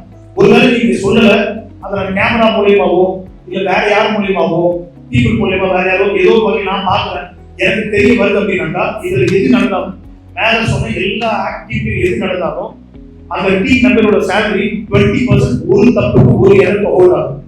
ஒரு தப்புக்கு 1% 20% ஹோல்ட் ஆகும். டீம் லீடருக்கு 10% ஹோல்ட் ஆகும். சீஃப் 10% ஹோல்ட் ஆகும். டீம் மெம்பர்ஸ் மட்டும் பாதிப்பு ஏற்படாது. BOD and chief team leaders எல்லாரும். ஏன் அப்படின்னாக்கா ஒரு லீடரா ஒரு டீம் மெம்பர் தப்புனாக்கா அவங்க என்ன இருக்கோ அதை ஸ்ட்ரிக்டா சொல்லணும். இதை சொன்னா அவங்க தப்பா எடுத்துப்பாங்க, வீட்டுக்கு போறாங்க. அதை அவங்க சொல்லி கேட்கணும், எனக்கு உடனே சொல்லுங்க, புரியுது. எனக்கு நீங்க தெரியப்படுத்தாம இருக்கீங்கன்னாக்கா நானா பாக்குறேன், கேமராவில் பாக்குறேன், யாராவது சொல்றாங்க, ஃபுட்டேஜ் பாக்குறோம், இல்ல யாராவது தெரியப்படுத்துறாங்க, பேசுறாங்க, போலீஸ்னா சொல்றாங்கன்னா கண்டிப்பா டீம் மெம்பருக்கு மட்டும் இல்ல, டீம் மெம்பருக்கு 20% team leader and chief per mistake and per டைம்க்கு வந்து பாத்தீங்கன்னாக்கா 20% டீம் மெம்பருக்கும் டீம் லீடர் அண்ட் சீஃப்க்கும் 10% ஹோல்ட் ஆகும். இதே தப்ப சீஃபோ டீம் லீடரோ பண்ணானா ஒரு தப்புக்கு 30% வந்து டிரெக்ட் ஆகும். முதல் 4 முறை மட்டும், அதுக்கப்புறம் 30% டிரெக்ட் ஆகும். இது டீம் லீடருக்கும் சீஃப்ஸுக்கும் பொருந்தும். எப்பயாவது நீங்க பாத்தீங்கன்னா எதுவாக இருந்தாலும் டீம் மெம்பரையும் எனக்கு கன்வே பண்ணா தப்பு கிடையாது. இது கரெக்ட் பண்ணி அவசியம் இல்லை, பார்த்துக்கணும். சரி, நான் சொன்னது புரிஞ்சதுக்கு நம்புறேன். அதாவது நல்லா பேசுறவங்க எல்லாம் வந்து பாத்தீங்கன்னா ரொம்ப நல்லா இந்த பேசுறது பழகிறது இந்த மாதிரி விஷயம்லாம் வந்து கெட்ட வார்த்தை கூட பேசிடலாம். அதை பேசணும்னு சொல்ல அது கூட பேசிடலாம், தப்பு இல்லை. ஆனா கெட்ட எண்ணத்தோட பேசுறது அது ரொம்ப தப்பானது. கெட்ட வார்த்தை கூட பேசிடலாம், நான் பேசுறேன்னு சொல்லல, அது கூட தேவையில்லை, அது கூட ஏற்றுக்கலாம். ஆனா கெட்ட எண்ணத்தோட பேசப்படுற வார்த்தைகள் ரொம்ப கொடுமையானது, ரொம்ப ரொம்ப அசிங்கமானது. அதுல ரொம்ப கவனமா இருங்க. இந்த மாதிரி ஓவரால் கம்யூனிகேஷன் வரும்போது எல்லா விஷயத்தையும் தெளிவா புரிஞ்சுட்டு பண்ற மாதிரி பாருங்க. ஒரு members weekly review meeting 2 portion. ஒன்னு சேல்ஸ் வீக்லி ரிவ்யூ மீட்டிங், இன்னொன்னு ஆர்கனைசேஷன் வீக்லி ரிவ்யூ மீட்டிங். இது 2 டீடைல்ஸை பொறுத்த வரைக்கும் சிலது வந்து சண்டே நைட் மேக்ஸிமம் கொடுத்துறீங்க, சிலது வந்து மண்டே கொடுக்குறீங்க, சிலது வெட்னஸ்டே சப்மிட் பண்றீங்க. இந்த வெட்னஸ்டேன்றது சிலது மட்டும் ஓகே. இனிமேல் மட்டும் வந்து பாத்தீங்கன்னாக்கா வீக்லி ரிவ்யூ மீட்டிங் ரிப்போர்ட்ஸ் ரெண்டுமே, sales review meeting sales weekly review meeting and organisation weekly review meeting ரெண்டுமே. ஆர்கனைசேஷன் வந்து சேல்ஸ் ரெண்டுமே வந்து பாத்தீங்கன்னாக்கா எனக்கு வீக்லி மண்டே அப்படி இல்லைனாக்கா டியூஸ்டே, அதாவது வெட்னஸ்டே. சில ரிப்போர்ட்ஸ் எமர்ஜென்சியா போகிறோம், ஒரு ஆல்டர்னேட்டிவ் சொல்லிடுறேன், உங்களுக்கு தேவைப்பட்டதுதான் இல்லை டியூஸ்டே ரிமைனிங் எல்லாம் ஒர்க் கம்ப்ளீட் பண்ண போறதாலும் முடிச்சு வெட்னஸ்டே வீக்கா பெற்றாலும் ஓகே. ஆனா அதுக்கான முன்னாடி வந்து ப்ரீ பர்மிஷன் இருக்கணும், கிராஸ் செக்கிங்ஸ் எல்லாருமே அதுக்கேற்ற மாதிரி பார்த்துங்க. அதே சமயத்தில் இதுக்கு பிறகு WRM சப்மிட் பண்ணும்போது 2 போர்ஷன் ஆர்கனைசேஷன் அண்ட் சேல்ஸ் ரெண்டுமே வந்து பார்த்தீங்கன்னாக்கா இண்டெக்ஸ் பேஜோட சப்மிட் பண்ணணும், பிளஸ் ஷீட்ஸ் வந்து ப்ராப்பராக சப்மிட் பண்ணணும். ரிப்போர்ட் சப்மிட் பண்ணும்போது ஸ்ட்ராட்டஜிங்கிறது வீக்லி ஒன்ஸும் இதுக்கப்புறம் சப்மிட் பண்ண மாதிரி பார்த்துங்க. Sales WRM and organisation WRM இந்த வீக்ல இருந்து இமெயில் பட்டு அப்டேட் பண்ணி இப்போ நான் கேட்குற பிரகாரம் எனக்கு ப்ராப்பராக ஃபைல் பண்ணி பிரிச்சு சப்மிட் பண்ணிருக்கேன். அதே சமயத்தில் சாஃப்ட் காப்பி சப்மிட் பண்ணிருக்கேன். எனக்கு இந்த டேட்டாஸ் கண்டென்ட் பேஜஸ் இல்லை. எனக்கு வந்து ஃபர்ஸ்ட் வந்து பார்த்தீங்கன்னாக்கா டேட்டாஸ் வேண்டாம், எனக்கு இண்டெக்ஸ் வேணும், இண்டெக்ஸ் கிளியரா வேணும். அடுத்து வந்து பார்த்தீங்கன்னாக்கா ரிப்போர்ட் வேணும், ரிப்போர்ட் ஸ்ட்ராட்டஜி. ரிப்போர்ட் தள்ளி வச்சுங்க, இண்டெக்ஸ் ஸ்ட்ராட்டஜி ரிப்போர்ட்ஸ் டேட்டா. டேட்டான்ற பேர்ல கசகச பேஜ் மட்டும் ஃபில் பண்ணி கொடுத்தா போதாது. எனக்கு இண்டெக்ஸ் ஸ்ட்ராட்டஜி ரிப்போர்ட் பிறகு தான் டேட்டா. டேட்டால நான் டேட்டா கொடுக்குறது தப்பு இல்லை, அதெல்லாம் பிரிண்ட் பண்ணி மொத்தமாக கொடுக்காதீங்க, கசகசன்னு சப்மிட் பண்ணாதீங்க. ஏன்னா பெருசா கொடுக்குற மாதிரி உள்ள பார்த்தா ஒன்றும் கிடையாது. ஸோ அந்த மாதிரி இது வேண்டாம். எனக்கு இண்டெக்ஸ், ஸ்ட்ராட்டஜி, ரிப்போர்ட்ஸ், டேட்டா கொடுக்குற மாதிரி பார்த்துங்க. சாஃப்ட் காப்பி அனுப்பிச்சது ஹார்ட் காப்பி இந்த வீக்ல இருந்து ஸ்பைரல சப்மிட் பண்ற மாதிரி பார்த்துருங்க. Team leaders and chief team members எல்லாருமே. இதுக்கு பிறகு எனக்கு கிடைக்க வேண்டிய டீடைல்ஸை பொறுத்த வரைக்கும் இப்போ நான் இந்த டீடைல்ஸ் வந்து எனக்கு மண்டேன்றது இதெல்லாம் கிடைக்கின்றத எனக்கு வெனஸ்டேக்குள்ள கிளியரா கொடுத்துருங்க. Sales WRM plus organisation WRM கொடுத்துருங்க. மண்டேக்குள்ள சண்டே நைட் எது கிடைக்கும், மண்டே மதியத்துக்குள்ள இல்லை மண்டே ஈவினிங்குள்ள எது கிடைக்கும், வெனஸ்டே எது கிடைக்கும், ஓவரம் மொத்தமாக எது கிடைக்கும், அது எப்போ கிடைக்கும் எனக்கு ஒரு கிளாரிட்டி கொடுத்துருங்க. வெனஸ்டே ஈவினிங்குள்ள இந்த ரிப்போர்ட் கொடுத்துருங்க. இந்த ரிப்போர்ட் இந்த வீக்ல இருந்து ஸ்டார்ட் பண்ணுங்க. இதுக்கப்புறம் நீங்க சொன்ன டைம் டிலே ஆகுதுன்னா டிலே ஆனாலே சீஃப்ஸை பொறுத்த வரைக்கும் 30% ஹோல்ட் ஆகும், டீம் லீடரை பொறுத்த வரைக்கும் 30% ஹோல்ட் ஆகும், டீம் மெம்பர்ஸ்க்கு 25% ஹோல்ட் ஆகும். அந்த ரிப்போர்ட் ஆகணும். ஒருவேளை டிலே ஆகிடும் எனக்கு தெரியப்படுத்தவே அந்த வீக் என் கைக்கு வந்து சேரவே இல்லை, நான் எங்கேயாவது பார்க்கும்போது திடீர்னு கிராஸ் செக் பண்ணும்போது பார்த்து கண்டுபிடிச்சா 30-40% ஹோல்ட் ஆகும். டீம் லீடருக்கு சீஃப்க்கும் டீம் மெம்பருக்கு 35% வந்து ஹோல்ட் ஆகும். நானா பார்த்து கண்டுபிடிச்சிருக்கேன். இதுக்கப்புறம் வாரத்துக்கு ஒரு முறை இந்த டேட்டாஸ் எனக்கு வேணும்னா இந்த ரிப்போர்ட்ஸ், இந்த ஸ்ட்ராட்டஜி ப்ராப்பரா சப்மிட் பண்ண மாதிரி பாருங்க. இதுக்கு பிறகு எதுவும் காம்ப்ரமைசஸ் கிடையவே கிடையாது. நீங்க கொடுத்ததை நான் பார்க்க மாட்டேன். நான் என்ன கேட்கறேன் அதை கொடுங்க, அடிஷனல் நீங்க கொடுங்க, நான் கேட்கறத கொடுத்து அடிஷனல் கொடுக்குற மாதிரி பார்த்துங்க. அண்ட் WRM பொறுத்த வரைக்கும் சேல்ஸ், அதாவது சேல்ஸ் WRM அண்ட் ஆர்கனைசேஷன் எடுத்துக்கீங்க. அடுத்த பாயிண்ட், இந்த மாசத்துல இனிமேல் பட்டு இந்த 15 days ஒன்ஸ், அதாவது 2 வாரத்துக்கு ஒரு முறை மினிமம் வந்து பாத்தீங்கன்னாக்கா சேல்ஸ் ஆர்கனைசேஷனுக்கு 5 ரிப்போர்ட் அடிஷனல் கிரியேட் பண்ணிருக்கணும். அதே மாதிரி சேல்ஸ் WRM வந்து அதுக்கு ஆர்கனைசேஷன் WRM வந்து மினிமம் 5 ரிப்போர்ட் இதுக்கப்புறம் அடிஷனலா வந்து ஸ்ட்ராட்டஜி மேக் பண்ண மாதிரி பார்க்கணும். இந்த 15 நாள்ல இருந்து 15 நாளைக்கு ஒரு முறை சேல்ஸ் ஸ்ட்ராட்டஜி, அது ஓவரால் பேக் அண்ட் சேல்ஸ் எல்லாத்தையும் சேர்த்து ஏற்கனவே இருக்கிற ரிப்போர்ட்ஸை தாண்டி அடிஷனலா மினிமம் 5 ரிப்போர்ட் வந்து அடிஷனலா மேக் பண்ணிருக்கணும். அதுக்கான அனலைசேஷன் உங்களுடையது, அதுக்கான ஸ்ட்ராட்டஜி மேக் பண்ண உங்களோட கடமை. நான் கேட்கறது கொடுக்கறது வேற, நீங்க இதுக்கு பிறகு கொடுக்க ஸ்டார்ட் பண்ணுங்க. 15 நாளைக்கு ஒரு முறை மினிமம் 5 டைட்டில் ஆட் பண்ணிருக்கணும். ஒருவேளை 5 டைட்டில் ஆட் ஆகாம எதாவது பேசுறீங்க அப்படின்னாக்கா இதை நான் கன்சிடர் பண்ண மாதிரி. இது எவ்வளவு நாளைக்கு நடக்குனாக்கா நமக்கு கிட்டத்தட்ட 90 நாளைக்கு நடக்கும். அதாவது 15 days ஒன்ஸ் வச்சுன்னா ஒரு மாசத்துக்கு 10 ரிப்போர்ட். நமக்கு என்ன தேவைப்படுதுன்னா 3 மாசம். ஸோ கிட்டத்தட்ட வந்து நமக்கு இன்னும் 30 ரிப்போர்ட் தேவை, அடிஷனலாக தேவை. சேல்ஸ் WRM தேவை, ஆர்கனைசேஷன் WRM மினிமம் அது 30 தனியாக 30 தேவை. அது இருந்தாதான் ஸ்ட்ராட்டஜி வச்சு எங்கெங்கெல்லாம் லீக்கேஜ் இருக்கு ஃபைண்ட் பண்ண முடியும். இதை கண்டுபிடிக்க வேண்டியது ரிப்போர்ட்டர் மேக் பண்ற அந்த டீம் லீடரோட வேலை, டீம் மெம்பர்ஸோட வேலை, சீஃபோட வேலை. இதை நானா கேட்கிறப்பதான் கிடையாது, நீங்க இதுக்கப்புறம் மேக் பண்ணி ஆகணும். 5 ரிப்போர்ட் எனக்கு இதுக்கப்புறம் அப்டேட் ஆகுதுன்னா 15 நாளைக்கு ஒரு முறை 5 ரிப்போர்ட் ஆட் ஆகி ஆகணும்.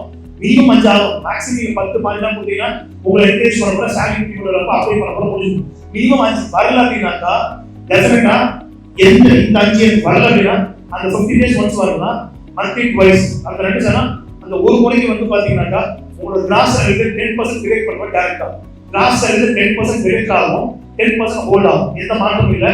ஒருவேளை ஹோல்டு டிடெக்ஷன்ஸ் அதிகமாயிடுச்சுன்னா இந்த மந்த்துக்கும் அடுத்த மந்த்துக்கும் ஷிஃப்ட் பண்ற மாதிரி பண்ணிப்போம். உங்களுக்கு கஷ்டத்துக்கு கொடுக்க மாட்டா பயப்படாதீங்க, எப்படி பண்ணணும்னு சொல்லிட்டு அந்த மாதிரி கஷ்டம் அதுக்கு என்ன பண்ணிப்பேன். 10% டிடெக்ட் ஆகும். சீஃப் பிளஸ் லீடருக்கு நம்பர் அதுக்கேற்ற மாதிரி 10% டிடெக்ட் ஆகும். அதே சமயத்துல 10% ஹோல்ட் ஆகும். ஏன்னா உங்களோட கிரியேட்டிவ் ஸ்கில் வேணும், நீங்க டெவலப் பண்ணி உங்க நாலேஜ் டெவலப் பண்ணுங்க, கேதர் பண்ண மாதிரி பாத்துங்க. அதுக்கேற்ற மாதிரி அப்டேட் எப்படி எடுத்து போற பாத்துங்க, அதுக்கேற்ற ஒர்க் அவுட் பண்ணுங்க. இந்த விஷயத்தை பொறுத்த வரைக்கும் இந்த 15 days ஒன்ஸ் இருந்து ஸ்டார்ட் பண்ண மாதிரி பாத்துங்க. Chief team leaders team members நம்ம ஆபீஸ்ல ஓவராலா அவ்வளவு நாம் சத்தியம் இல்லை. ஆனா என்ன உங்களுக்கு அப்படி ஒரு தாட் இருக்கு.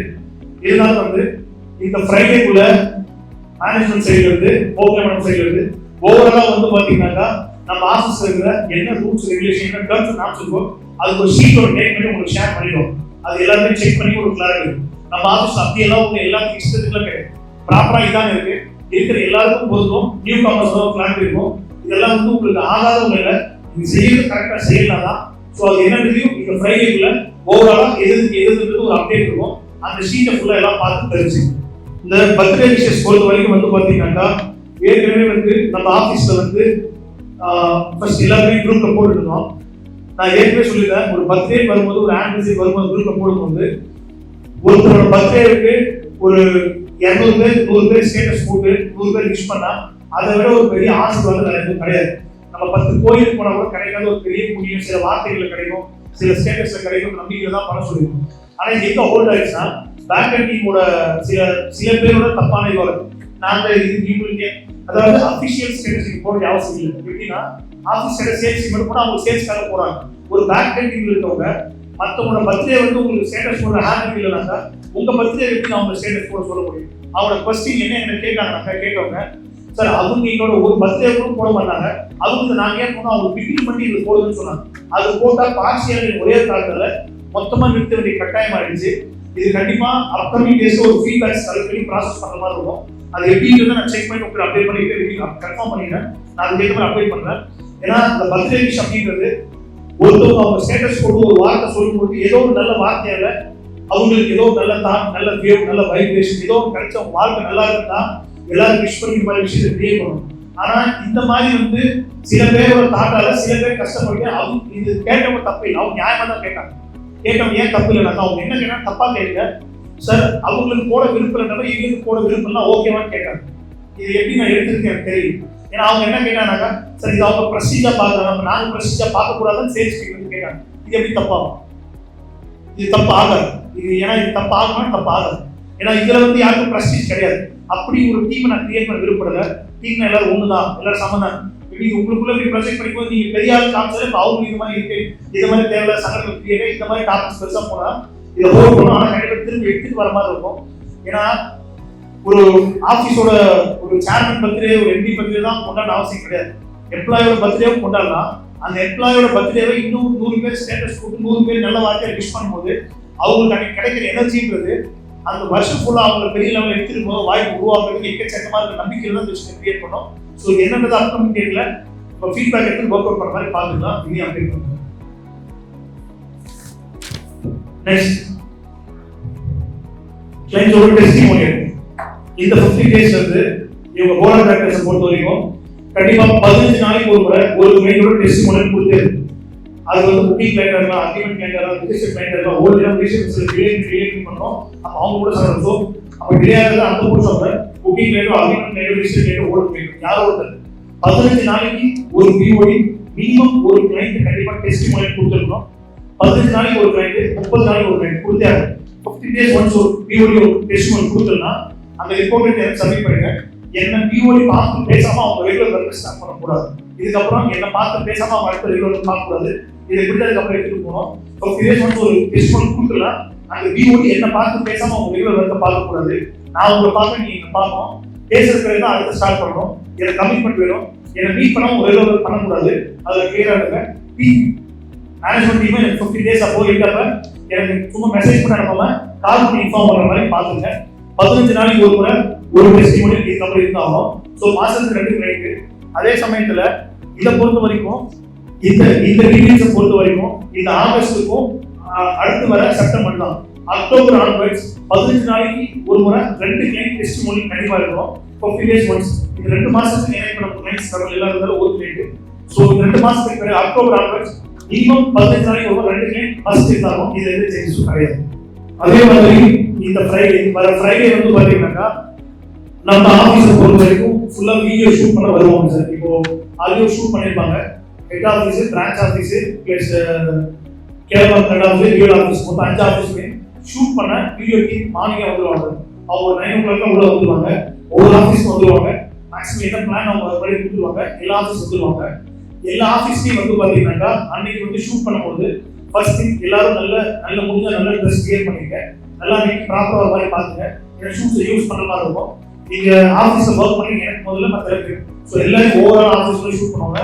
அதனால ஃப்ரைடே அன்னைக்கு யாருக்கும் ஆக்சன்ஸ் பாக்ஸிங் கிடையாது. எல்லாரும் வந்துருக்கணும். அவங்க பிளேஸ் கிளியரா இருங்க. அந்தந்த பிளேஸை அவங்கவுங்க கிளியரா நீட்டா செட் பண்ணி வச்சிருக்க ஃப்ரைடேக்குள்ள. அதே மாதிரி ஆஃபீஸர் எதிர மட்டும் எதிர பார்த்துப்பாங்க. அவங்கவுங்க பிளேஸ் மற்ற இடத்துல சுத்தமா வீட்டு அந்த பொறுப்பு அவங்க கொடுத்து கரெக்டா வச்சுங்க. இதை அப்டேட் பண்ணுங்க. வீடியோ ஃபுல்லா ஷூட் பண்ணிடுவாங்க. அதே சமயத்துல உங்களுக்கு நீங்க ஆடியோ ஸ்கிரிப்ட்ஸ் எடுத்துவாங்க. உங்க டெசிக்னேஷன் நீங்க என்ன அப்படிங்கிறத கிளியரா நீங்க எடுத்துவாங்க. அதுக்கேற்ற மாதிரி நீங்க ப்ரிப்பேர் ஆயிடுங்க. ஃப்ரைடே மார்னிங் ஸ்டார்ட் ஆயிடும். அதுக்கேற்ற மாதிரி பிளான் பண்ணுங்க. அடுத்து வந்து சேல்ஸ் டீமை பொறுத்த வரைக்கும் அப்கமிங் டேஸ்ல எனக்கு ஆல்ரெடி சொல்லிடுவோம். மேக்ஸிமம் அடுத்த வித்தின் ஷார்ட் டைம்ல வந்து பாத்தீங்கன்னா 1 month மேக்ஸிமம் 2 months குள்ள உங்களுக்கு டேப் வந்து அப்டேட் ஆயிடும். மார்க்கெட்டிங் எக்ஸிக்யூட்டிவ்ஸ்க்கு அண்ட் ஃபீல்ட் ஸ்டாஃப் சும்மான்னு தெரியல அங்க 100% அந்த டேப் வந்து அப்டேட் ஆயிடும். இந்த டேப்பை பொறுத்த வரைக்கும் ஆஃபீஸோட அமௌண்ட் தான் ரொம்ப தெரிய இருக்காது. ஆனா ஒரு சின்ன டேமேஜ் கூட அந்த டேப்பை பொறுத்த வரைக்கும் வந்து பாத்தீங்கன்னாக்கா வீக்லி வந்து ஒரு முறை வந்து பாத்தீங்கன்னாக்கா மேனேஜ்மெண்ட் அசைன் பண்ண பீப்புளுக்கு வந்து டேப்பை ஷோ பண்ணிட்டு கரெக்டா இருக்குன்னு சொல்லிட்டு போயிடும். டேப்ல ஏதாவது சின்ன பிரேக் என்ன சரியான காரணங்கள் எந்த காரணத்தால் உடஞ்சிருந்தாலும் டேமேஜ் ஆயிருந்தாலும் அதுக்கான ஃபுல் ரெஸ்பான்ஸ் உங்களுக்கு தான். ஆனது 2 மாசம் 3 மாசம் சேலரி டிவைட் பண்ணி உங்க சேலரி மட்டும் பிரேக் ஆகும். டேப் ஒருவேளை பிரேக் ஆயிடுச்சு மற்றபடி நீங்க ஒர்க் அவுட் ஃபில் பண்ணீங்கன்னா இப்போ டேப் சர்வீஸ் பண்ணி கலர் போறீங்க. மற்றபடி டேப்பை பொறுத்த வரைக்கும் ஆஃபீஸர் போனோம் ஏதாவது பிரேக் ஆகுது ஏதாவது இஷ்யூஸ்னா அதை பொறுத்த வரைக்கும் அதுக்கான ரெஸ்பான்சிபிலிட்டி அந்த யார் யூஸ் பண்ண அந்த பர்சன் தான். அதுக்கு என்ன காஸ்ட்டோ அது உங்க சேலரி 2 மாசத்துல டிடெக்ட் ஆகும். ஏன்னா அதை கரெக்டா பயன்படுத்துற மாதிரி பாத்துங்க. உங்க பொருளா பயன்படுத்தணும். பணம் கொடுத்து பொருள் மட்டும் வாங்கிக்கிறாங்க அதை மெயின்டைன் பண்ணி உங்க ரெஸ்பான்சிபிலிட்டி தான். அதுக்கு ஏற்ற மாதிரி பாத்துங்க. ஏற்கனவே சொன்ன மாதிரி இந்த லீவ் அண்ட் பர்மிஷன் இந்த விஷயத்தை பொறுத்த வரைக்கும் வீக் ஆஃப் அப்புறம் வீக் டேஸ் லீவ் எடுத்தா வீக் ஆஃப் கிடையாது. அது எந்த மாற்றமும் இல்லை. இதை சில பேர் வந்து ரொட்டீனா தப்பு பண்றீங்க. அப்படி பண்ணாதீங்க. லீவ் எடுத்துட்டு உங்களை வந்து ஆல்ரெடி ஒர்க் பண்ண வேண்டியது 2 காரணம். ஒண்ணு அந்த ஒர்க் வந்து உங்களால பெண்டிங் எதுவும் இருக்கக்கூடாது. ஒரு ஒர்க்கை டிபெண்ட் பண்ணி மற்ற எல்லா டிபார்ட்மெண்ட் வெயிட் பண்ணக்கூடாது. இன்டர் கனெக்டட் எல்லாமே. ஸோ யாரும் வெயிட் பண்ணக்கூடாதுக்காக தான் ஆல்ரெடியா ஒர்க் பண்ண சொல்றோம். 2 உங்களுக்கு சம்பளம்ன்றது கட் ஆகக்கூடாது. ஆல்ரெடியா ஒர்க் பண்ணும்போது தான். மற்றபடி சிலர் வந்து வெறும் பணத்துக்காக மட்டும் ஆல்ரெடியா ஒர்க் பண்றது மைண்ட் செட் இருக்குங்க. அது கண்டிப்பா காலப்போக்கில் கரெக்டா இருக்குது. இப்போ டெய்லி ஆக்டிவிட்டி மாநிலத்தில் ஸ்டார்ட் பண்ணாங்க அப்போ பார்த்துப்பாங்க. லீவ் பர்மிஷன் பொறுத்த வரைக்கும் என்னோட சைட்ல இருந்து திரும்பவும் சொல்றது தயவு செய்து உங்களுக்கு தனிப்பட்ட வாழ்க்கையில் தேவைன்னா எப்பனாலும் எடுத்துக்க. ஒரு கல்யாணத்துக்கு போகணும், ஒரு விசேஷத்துக்கு போகணும், வீட்டுக்கு நல்லது போகணும், உங்க வீட்டோட சேர்த்து ஏதோ கோவிலுக்கு போகணும், இல்ல நீங்க ஏதாவது வெளியில போகணும், ஃபேமிலியோட ஃப்ரெண்ட்ஸ் எப்பனாலும் லீவ் பர்மிஷன் தப்பே இல்லை. அதுக்கான pre plan and post plan activities என்னன்றத டீம் லீடருக்கு சீஃப் கன்வே பண்ணிட்டு ப்ராப்பரா ஒர்க் அவுட் பண்ணிட்டு எடுக்கிற மாதிரி பாத்துங்க. அதுதான் கரெக்டா இருக்கும். வேற ஆப்ஷன் கிடையாது. மற்றபடி சார்ஜ் பண்ண லீவ் மட்டும் பர்மிஷன் எடுத்துட்டு அதை கரெக்டா பேலன்ஸ் பண்ணா எண்ட் ஆஃப் த மந்த்ல ஒரு சின்ன எரர் இருந்தாலும் மினிமம் 20% ஹோல்ட் ஆகும். என்னத்துக்காக அப்படின்னாக்கா லீவை தப்பா யூஸ் பண்ணி பர்மிஷன் தப்பா யூஸ் பண்ணி சொல்லுது. உங்களால வேலை பெண்டிங் ஆச்சு எரர் ஆச்சுன்னா இது பிறகு இதுக்கு ஏற்ற மாதிரி தான் இருக்கும். Especially faculty and sales also அதுக்கு ஏற்ற மாதிரி பார்த்துக்கணும். அடுத்து வந்து ஃபினான்ஸ் ப்ராசஸை பொறுத்த வரைக்கும் ஆல்ரெடி தான் பண்றீங்க. இதுதான் இன்னும் ஸ்ட்ரிக்டா ஃபினான்ஸ் டீமை பொறுத்த வரைக்கும் 100 ரூபாய் வந்து நம்ம ஆஃபீஸ் யாராவது வாங்கினாலும் கொடுத்தாலும் எதுவாக இருந்தாலுமே 100 ரூபாய் வாங்கினாலும் கொடுத்தாலும் இதுக்கு பிறகு இன்னும் வந்து ப்ராப்பர்லி சோர்ஸ் ஸ்டார்ட் பண்ணி எம்ப்ளாயி ஸ்டார்ட் பண்ணி எதுவாக இருந்தாலுமே அந்த கன்சர்ன் கிட்ட வந்து பாத்தீங்கன்னாக்கா ஃபார்ம் வந்து ஃபில்அப் பண்ணி 100 ரூபாய்க்கு தான் சைன் வாங்கிருக்கணும். 100 ரூபாய்க்கு தான் சைன் வாங்கினா அப்ப 1000 ரூபாய்க்கு தான் 5000 ரூபாய்க்கு தான் 10000 ரூபாய்க்கு தான் வச்சிருக்கா தான் இது தான் 100 ரூபாயா இருந்தா கூட 1 ரூபாயா இருந்தா கூட இதுக்கப்புறம் சைன் வாங்கிக்கணும்.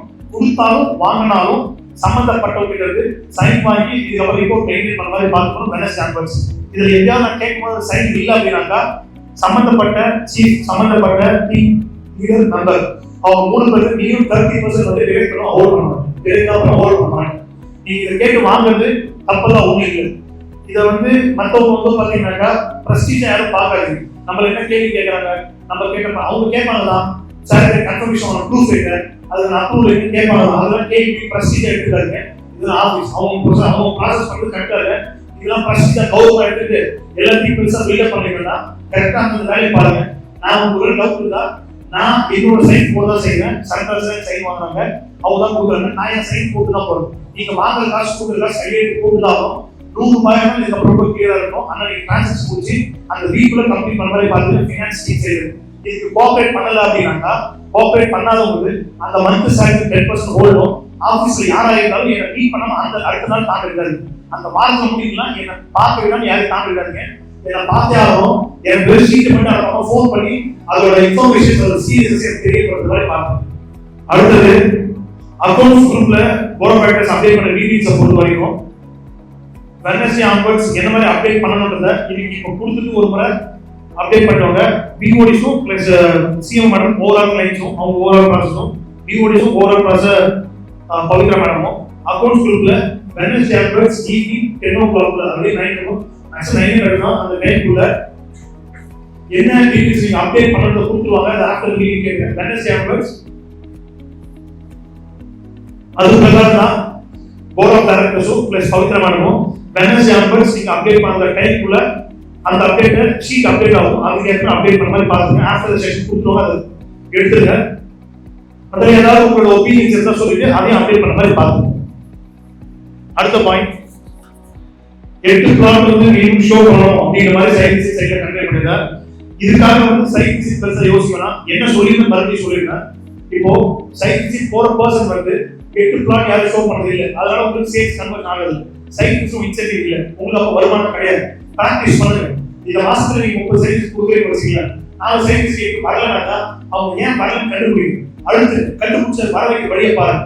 இந்த மாசம் 2% ஹோல்டுக்காக படிக்கிறது சயின்ஸ் ஃபேஸ் பண்ணல அப்படின்னாக்கா நேரத்துக்கு நீங்க சம்பாதிக்க முடியாது. ஏன் வேற வழி இல்லை, என்னன்னா நீ டார்ச்சர் பண்ணணும் யோசிக்கிறது பதிலா இப்படி ஹோல்ட் பண்றதால வேற வழி இல்லாம குடும்பத்துல நீங்க கஷ்டப்பட்டு யோசிக்க ஆரம்பிச்சீங்கன்னாக்கா பிராக்டிஸ் ஃபார்முலா மேக் பண்ணிடுவீங்க. வர சயின்ஸ் எல்லாம் க்ளோஸ் பண்ற உங்களுக்கு ஒரு கிளாரிட்டி இருக்கும். சேல்ஸ் ரேஷியோ இன்க்ரீஸ் ஆகும். 1000 ஸ்கொயர் ஃபீட் போட்டா 20,000 இன்சென்டிவ் கிடைக்கிறாங்க. 20,000 இன்சென்டிவ் பெற்றா உங்களுக்கு 2,000 ரூபாய் ஹோல்ட் ஆஃப் பைக் பாருங்க. கிட்டத்தட்ட நீங்க இந்த மாதிரி பிரச்சனை, இந்த மாதிரி கஷ்டமான ஒரு சூழ்நிலை உருவாக்கும் போது சயின்டிஸ்ட் வந்து என்னடா பண்றாங்கன்னு எடுத்துக்காம இது வேற வழியில நம்ம வர வச்சு ஆகணும் பண்ணணும்னு எடுத்தீங்கன்னா சம்பளம் அவ்வளவு இதுவாகும். இதனால நீங்க ஒரு 5,000 ரூபாய் எக்ஸ்ட்ரா தான் உங்களுக்கு கிட்டத்தட்ட வந்து பாத்தீங்கன்னா 1 லட்சம் சம்பளம் கிடைக்கும். யார் வேணும்னு சொல்ல போறோம். ஸோ எல்லாம் தெளிவா இருக்க. தயவு செய்து ஏதாவது ஒரு விஷயத்தை கொண்டு வந்தா உங்க சோம்பேறித்தனத்துக்கு அகைன்ஸ்டா இருந்தா உங்க வாழ்க்கைக்கு அகைன்ஸ்டா இருந்தா செக் பண்ணுங்க, பாருங்க, யோசிங்க. இதெல்லாம் புரிதலோட தான் எல்லாருக்கும் நல்லது. அண்ட் டெலிகாலர்ஸ் என்ன சொல்லிக்கிறாங்க, டெலிகாலர்ஸ் சைன்ஸ் கொடுக்கலாம் அவ்வளோன்னு சொல்ல சைன்ஸ் வந்து மினிமம் ஒரு 15 சைடாவது பாருங்க.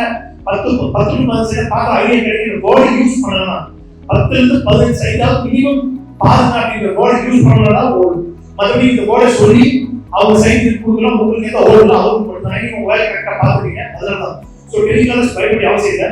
அந்த வார்த்தையை பயன்படுத்துறதுதான் நீங்க பயப்படணும். மார்க்கெட்டிங் எக்ஸ்பீரியன்ஸ் நீங்களும் பயப்பட அவசியம் இல்லை. இது நமக்கான காலம். நம்ம விஷயத்தை நம்ம கருத்து தானே பண்றாங்க. ஸோ நம்ம பிராக்டிஸ் பண்ணுவோமே யோசிங்க. அதை விட்டு இது நமக்கு எதிர்ப்பானது, நமக்கு அகைன்ஸ்டானது போட்டு பயந்துக்க வேண்டாம். நான் என்ன சொல்றது திரும்ப புரிஞ்சுங்க. டெலிகாலர்ஸை பொறுத்தவரைக்கும் வரலாம் உங்க அஃபெக்ட் இல்லை, சொல்லலாம் தான் அஃபெக்ட். ஸோ நீங்க டெலிகாலர்ல சொல்ற மாதிரி பாத்துருங்க. மார்க்கெட்டிங் எக்ஸ்பீரியன்ஸ் உங்களுக்கு வரலன்னா இது பாதிப்புன்றதை விட மாசத்துல 30 கேட்டு 4 கேட்டு வரலாம். ஏன் வரலாம் அனலைஸ் பண்ணுங்க, திரும்ப லேர்ன் பண்ணுங்க, ரீலேர்ன் பண்ணுங்க, ஒர்க் அவுட் பண்ணுங்க, புஷ் பண்ணி வரவை சேல்ஸ் கன்வெர்ட் ஆகும். அதனால இந்த புக்கிங் வந்தா 2000 உங்களுக்கு கிட்டத்தட்ட வந்து 20,000 கிடைக்கும். சும்மா கிடையாது. அந்த காசு நல்லா யூஸ் பண்ண பாருங்க. 2000 விற்கக்கூடாதுங்க, 20,000 இருக்கிற வழி இருக்காதுங்க. தயவு செய்து ஈஸியான காசை செலக்ட் பண்ணாதீங்க, ஹார்டான காசை செலக்ட் பண்ணுங்க. நல்லா வாழ்ந்த வழிகளை பாருங்க. அதுதான் சேல்ஸ் டீமும் போதும் பேக் அண்ட் டீமும் போதும் பாருங்க. இதை பொறுத்தவரைக்கும் கவனமா பாருங்க. அடுத்தது அதே மாதிரி பௌத்திரமன் கோகிலமன் சைடுல இருக்கு. இப்போ sales team telecallers versus marketing executive board of டைரக்டர்ஸும் பிளஸ் வந்து பாத்தீங்கன்னா இந்த பக்கத்துல பேக் அண்ட் டீமும் ஒரு நாளைக்கும் என்னென்ன ரிப்போர்ட்ஸ் என்னென்ன ஆக்டிவிட்டிஸ் எல்லாம் பண்றாங்கன்ற ஒரு ஷீட்டை மேக் பண்ணிட்டு இந்த மாசம் 14ஆம் தேதிக்குள்ள அதை கம்ப்ளீட் பண்ணிட்டு 15ஆம் தேதி அவங்களுக்கு அப்டேட் பண்ணணும். அதாவது இப்போ ஒரு நாளைக்கு டெலிகாலர் 4 ரிப்போர்ட் போட்டுருக்கு, சோசியல் ரிப்போர்ட் என்ன ரிப்போர்ட்லாம் டெய்லி என்னென்ன டாபிக் எல்லாம் ஒர்க் பண்றாங்கன்னு எடுத்துட்டு அதே மாதிரி இந்த ரிப்போர்ட்ஸ் எல்லாம் கலெக்ட் பண்ணிட்டு அதே மாதிரி வந்து என்ன ஆக்டிவிட்டிஸ் பண்ண எடுத்துட்டு டெய்லி ஆக்டிவிட்டி ஒன்று எடுத்துட்டு இதை ஃபுல்லா அப்புறம் வீக்லி ஆக்டிவிட்டி எடுத்து 5 டேஸ் ஆக்டிவிட்டி மந்த்லி ஆக்டிவிட்டி எடுத்துட்டு அவங்களுக்கு என்ன ரோல்ஸ் அண்ட் ரெஸ்பான்சிபிலிட்டிஸ் இருக்கு, உங்களுக்கு ஹெவி பர்டன் கிடையாது, புரிதல் இல்லாத பர்டன் மாதிரி தெரியுதுன்றது எடுத்து கொடுக்கதான் இந்த விஷயம். அந்த பர்பஸ்க்காக இந்த ஷீட்டை மேக் பண்ணி 14ஆம் தேதிக்குள்ள முடிச்சுட்டு 15ஆம் தேதி உங்களுக்கு சப்மிட் பண்ணோம். ஒரு பிளான் கிடைக்கும் பார்த்து. அடுத்தது இந்த எந்த ப்ராசஸா இருந்தாலும் சரி சேலரி ஹோல்டிங்கும் சேலரி டிடக்ஷன் இது 2 தான் கரெக்டா இருக்குமா, இதனால ஏதாவது மாற்றம் வருமா அப்படின்னாக்கா அதெல்லாம் எனக்கு தெரியாது சார். எனக்கு அதுல நம்பிக்கை எனக்கு தெரியும், எனக்கு கிடைக்குமா கிடைக்காது எனக்கு தெரியாது. ஆனா இதை விட்டா வேற ஆப்ஷன் கிடையாது. அதே சமயத்துல நான் இன்னொரு வேர்டு யூஸ் பண்ணிக்கிறேன். இந்த வேர்டு யூஸ் பண்ணக்கூடாது. இது தப்பா சரியானாக்கா தப்பு தான். இது நான் பேசினாலும் தப்பு தான், யார் பேசினாலும் தப்பு தான். இது எந்த மாற்றமும் இல்லை. ஆனாலும் இந்த வேர்டு வந்து உங்களை கஷ்டப்படுத்த இல்லை, ஒரு புரிதலுக்காக தான். அதுக்காக பார்த்துருக்கேன். இந்த விஷயத்தை பொறுத்த வரைக்கும் இருமுறை ஸ்வெட்டிங் சொல்லலாம். இந்த லேபர் சொல்லுவோம் எல்லாம் அதே மாதிரி செய்வோம். எதை எப்படி பார்க்கன்ற விதம் இருக்கு, அதுக்கு போய் பாருங்க. இந்த சேலரி விஷயத்தை பொறுத்த வரைக்கும் இப்போ லாஸ்ட் நவம்பர் டிசம்பர் அப்டேட் பண்ணப்போ அதே மாதிரி மற்ற விஷயம் இப்போ ஃபினான்ஷியலி சேல்ஸ் டீமுக்கு இப்போ ஸ்கொயர் ஃபீட் இன்சென்டிவ் ஆட் பண்ணும்போது பேசிக் சேலரி எல்லாம் கிரியேட் பண்ணும்போது முன்னாடி இருக்கும்போது இன்சென்டிவ் எல்லாமே கொடுக்கும். என்ன கால்குலேஷன் பண்ணுறதுனா இப்போ ஒரு சேலரி வந்து 10,000 ரூபாய் போடணும் அப்படின்னா இன்க்ரிமெண்ட் கொடுக்கணும் அப்படின்னாக்கா 10,000 ரூபாய் போட வேண்டிய இடத்துல வந்து கிட்டத்தட்ட வந்து 32 மேக்ஸிமம் 33% வரைக்கும் இன்க்ரீஸ் பண்ணி தான் என்னோட சேர்த்து அப்டேட் பண்ணிருக்கேன். 10,000 ரூபாய் போடணும்னா அவங்க வந்து 3,500 ரூபாய் வரைக்கும் இன்க்ரீஸ் பண்ணிருக்கேன். 13,500 ரூபாய் சேர்த்து எதுக்காகனாக்கா நீங்க கஷ்டப்பட்டு உழைப்பு உங்க உழைப்புகள் தான், அதுல எந்த மாற்றம் உங்க தேவைக்காக உங்க நேர்மைக்காக, உங்க தியாகத்துக்காக, உங்க உழைப்புக்காக, உங்க கஷ்டத்துக்காக உங்களோட நேர்மை எதுவுமே கிடையாது. ஆனாலும் அதை தாண்டி ஒரு 30-35% சேலரி இருக்கு அப்டேட் பண்ணி போட்டுருப்போம் அப்படின்னாக்கா கரெக்டா இருந்துட்டா உங்க சம்பளம், ஒருவேளை தப்பா இருந்தா அது உங்களோட சம்பளம் கிடையாது, அது போட்டுருப்பேன். ஸோ இந்த ஹோல் டிரெக்ஷன் உங்க சம்பளத்தை நான் எதுவும் கை வச்சதே இல்லை. டிரெக்ஷன் மேக்ஸிமம் போகுது, இனிமேல் போக போகிறோம் அதிகமா போது கூட உங்களோட சேலரி கை வைப்பாங்க. உங்களுக்கு அடிஷனலா என்ன ஃபிக்ஸ் பண்ணணும் அதுல தான் ஹோல்டே பண்ணணும். நான் என்ன சொல்றேன்னாக்கா உங்களோட முழு சம்பளத்துக்கு எடுத்து யாரும் ஹோல்டு பண்ணணும்னு கேட்கல, அப்போ உங்க ஆக்டிவிட்டி கரெக்டா பண்ணிட்டு போங்க. ஸோ ஹோல்டு டிரெக்ஷன்ஸ் தான் முடிவா அப்படின்னு கேட்டா சத்தியமா கிடையாது. இது நல்ல முடிவான்னு கேட்டா சத்தியமா கிடையாது. அப்போ வேற என்னன்னாக்கா இதெல்லாம் பண்ணலாம் மாறிடுமாக்கா மாறாது. நீங்க நல்ல வகையில சொல்லி எல்லாம் பல மாசம் பல வருஷம் பார்த்தாச்சு. ஸோ இதுக்கப்புறம் இந்த மாதிரி விஷயத்தை எக்ஸ்பெக்ட் பண்ணாதீங்க. என்ன வந்து எந்த வகையிலும் என் மனசை மாற்ற முயற்சி பண்ணாதீங்க. ஃபீட்பேக்ஸ் ஒப்பீனியன்ஸ் இது ரிகார்டிங் கொடுக்காதீங்க. எந்த யூஸும் கிடையாது. கண்டிப்பா எரர் மிஸ்டேக் இருந்தா ஹோல்டு இருக்கும். 1000 ரூபாய் ஹோல்ட் ஆகுதுனாக்கா வருத்தமா இருக்கு, இதனால என் வீட்டுக்கு தேவையான ஒரு விஷயம் கிடைக்கல அப்படின்னாக்கா நீ சரியா இருந்தா 1000 ரூபாய்க்கு 10,000 ரூபாய் கிடைச்சிருக்கும். உன் வீட்டுக்கு தேவையான நல்ல விஷயமே கிடைக்கலன்னு சொல்லலாம். ஏன்னா அடிப்படையா கிடைக்க வேண்டிய வருமானம் எல்லாம் கிடைச்சிருக்கு. நீங்க சென்டிமெண்ட்ஸா யாரையும் கன்வே பண்ண தேவையில்லை. உங்க வீட்டுக்கு தேவையான பேசிக்ஸ் என்னவோ அந்த சம்பளம் கிடைச்சிருக்கு. அதை தாண்டி சம்பளம் 1000 ரூபாய் கிடைக்கலன்னா அது கிடைக்காத காரணம் நீங்க. அது கிடைக்காத பிறகு வருத்தப்படுறது பதிலாக ஹோல்டான பிறகு வருத்தப்படுறது பதிலாக முன்னாடியே நீங்க ப்ரீ பிளான் பண்ணிடலாம். ஏன் நம்ம சரியா செஞ்சிருக்க கூடாது, இந்த தப்புக்கு நமக்கு தண்டனை கிடைக்கும், கிடைச்சா கரெக்டா இருக்குன்னு அதை பண்ணணும். ஸோ இதோட நோக்கம், ஹோல்டோட நோக்கம் சேலரி கொடுக்க கூடாது, சேலரி திரும்ப அப்டேட் பண்ணலாம். தள்ளி கொடுக்கும்போது எவ்வளவு வலிக்கு யோசிச்சு பாருங்க. அப்படி ஒரு வேலையை தள்ளி போடுறதாலையோ தப்பு பண்றதாலையோ புது விதமான முயற்சியில ஒரு வேலையை தப்பு பண்ணா அது நியாயம், தர்மம். அதுக்கு எப்பயுமே துணையா இருந்தா ஒருத்தரையும் நான் குறை சொன்னதில்லை, உங்களுக்கே தெரியும். புதுசா முயற்சி பண்ணி தப்பு பண்ணா ஓகே, ஆல்வேஸ் ஸ்டிக். நீங்க என்ன வேணாலும் பண்ணது தப்பு கிடையாது. தெரிஞ்ச வேலையை, பழக்கப்பட்ட வேலையை, ரெகுலர் ஒர்க்கை உங்க சோம்பேறித்தனத்துக்கும் உங்க சுயநலத்துக்கும் ஒரு தனிப்பட்ட காரணத்துக்கும் நீங்க பண்ற எரர் மிஸ்டேக், நீங்க பண்ற தப்ப நான் ஏற்றுக்க வேண்டிய அவசியம் இல்லை, கன்சிடர் வேண்டிய அவசியம் இல்லை. அது ஏற்றுக்கும் விருப்பப்படல. இனிமேல் மட்டும் அது தொடர்ந்து அழுத்தமா சொல்றேன். இது நீங்க உதவி பண்றதுக்கு பதிலா பண்ணாம இருக்கு என்ன வழி பாருங்க. அதே சமயத்தில் ஹோல்டர் டிரெக்ஷன்ஸ் கூட வந்து பாத்தீங்கன்னா உங்களுக்கு எக்ஸ்ட்ரா எல்லாம் உங்க உழைப்பு, உங்க திறமை, உங்க நேர்மையா கிடைக்கிற சம்பளம், உங்க தியாகத்துக்கு கிடைக்கிற சம்பளம், அதுல அடிஷன் நான் பிளான் பண்ணி கொடுத்தது தான் ஹோல்ட் கூட பண்றேன். ஸோ என்னோட ஒர்க் அவுட்ஸ் கரெக்டா தான் இருக்கு. நீங்க இன்னும் கிளியரா இருந்தா கரெக்டான வேவ் இருக்கும். நீங்க இந்த விஷயத்தை தப்புன்னு தப்பாகாது. சேமஸா ஒரு டாபிக் வரும்போது அது நமக்கு கெட்டதா, நம்ம சோம்பேறித்தனத்துக்கு கெட்டதா, இல்ல நம்ம வாழ்க்கை கெட்டதா பிரிச்சு பாருங்க. ஒரு நம்ம வாழ்க்கை கெட்டதான் போராடலாம், சோம்பேறித்தனத்துக்கு கெட்டதா அது போராடி எந்த யூஸ் கிடையாது. எனக்கு அந்த மாதிரி ஸ்டாஃப்ஸ் வேண்டாம், அந்த மாதிரி ஆர்கனைசேஷன் வேண்டாம், எனக்கு அந்த மாதிரி ப்ராசஸ் வேண்டாம், அந்த மாதிரி ஃபார்முலா வேண்டாம். எனக்கு இப்படிதான் தெளிவா இருக்கேன். சோ மாத்த விருப்பப்படாதீங்க, ஆளு வாய்ப்பே இல்லை. நீங்க கரெக்டா இருக்கிற வழிகளும் பார்த்து சார். இதுக்கு பிறகு லீவ் அண்ட் பர்மிஷன் இப்போ லாஸ்ட் மந்தோடதே கண்டிப்பா எனக்கு இப்போ சாலரி ஸ்டேட்மெண்ட் ஃபுல்லா அப்டேட் ஆகும். சாலரி பண்ணணும்.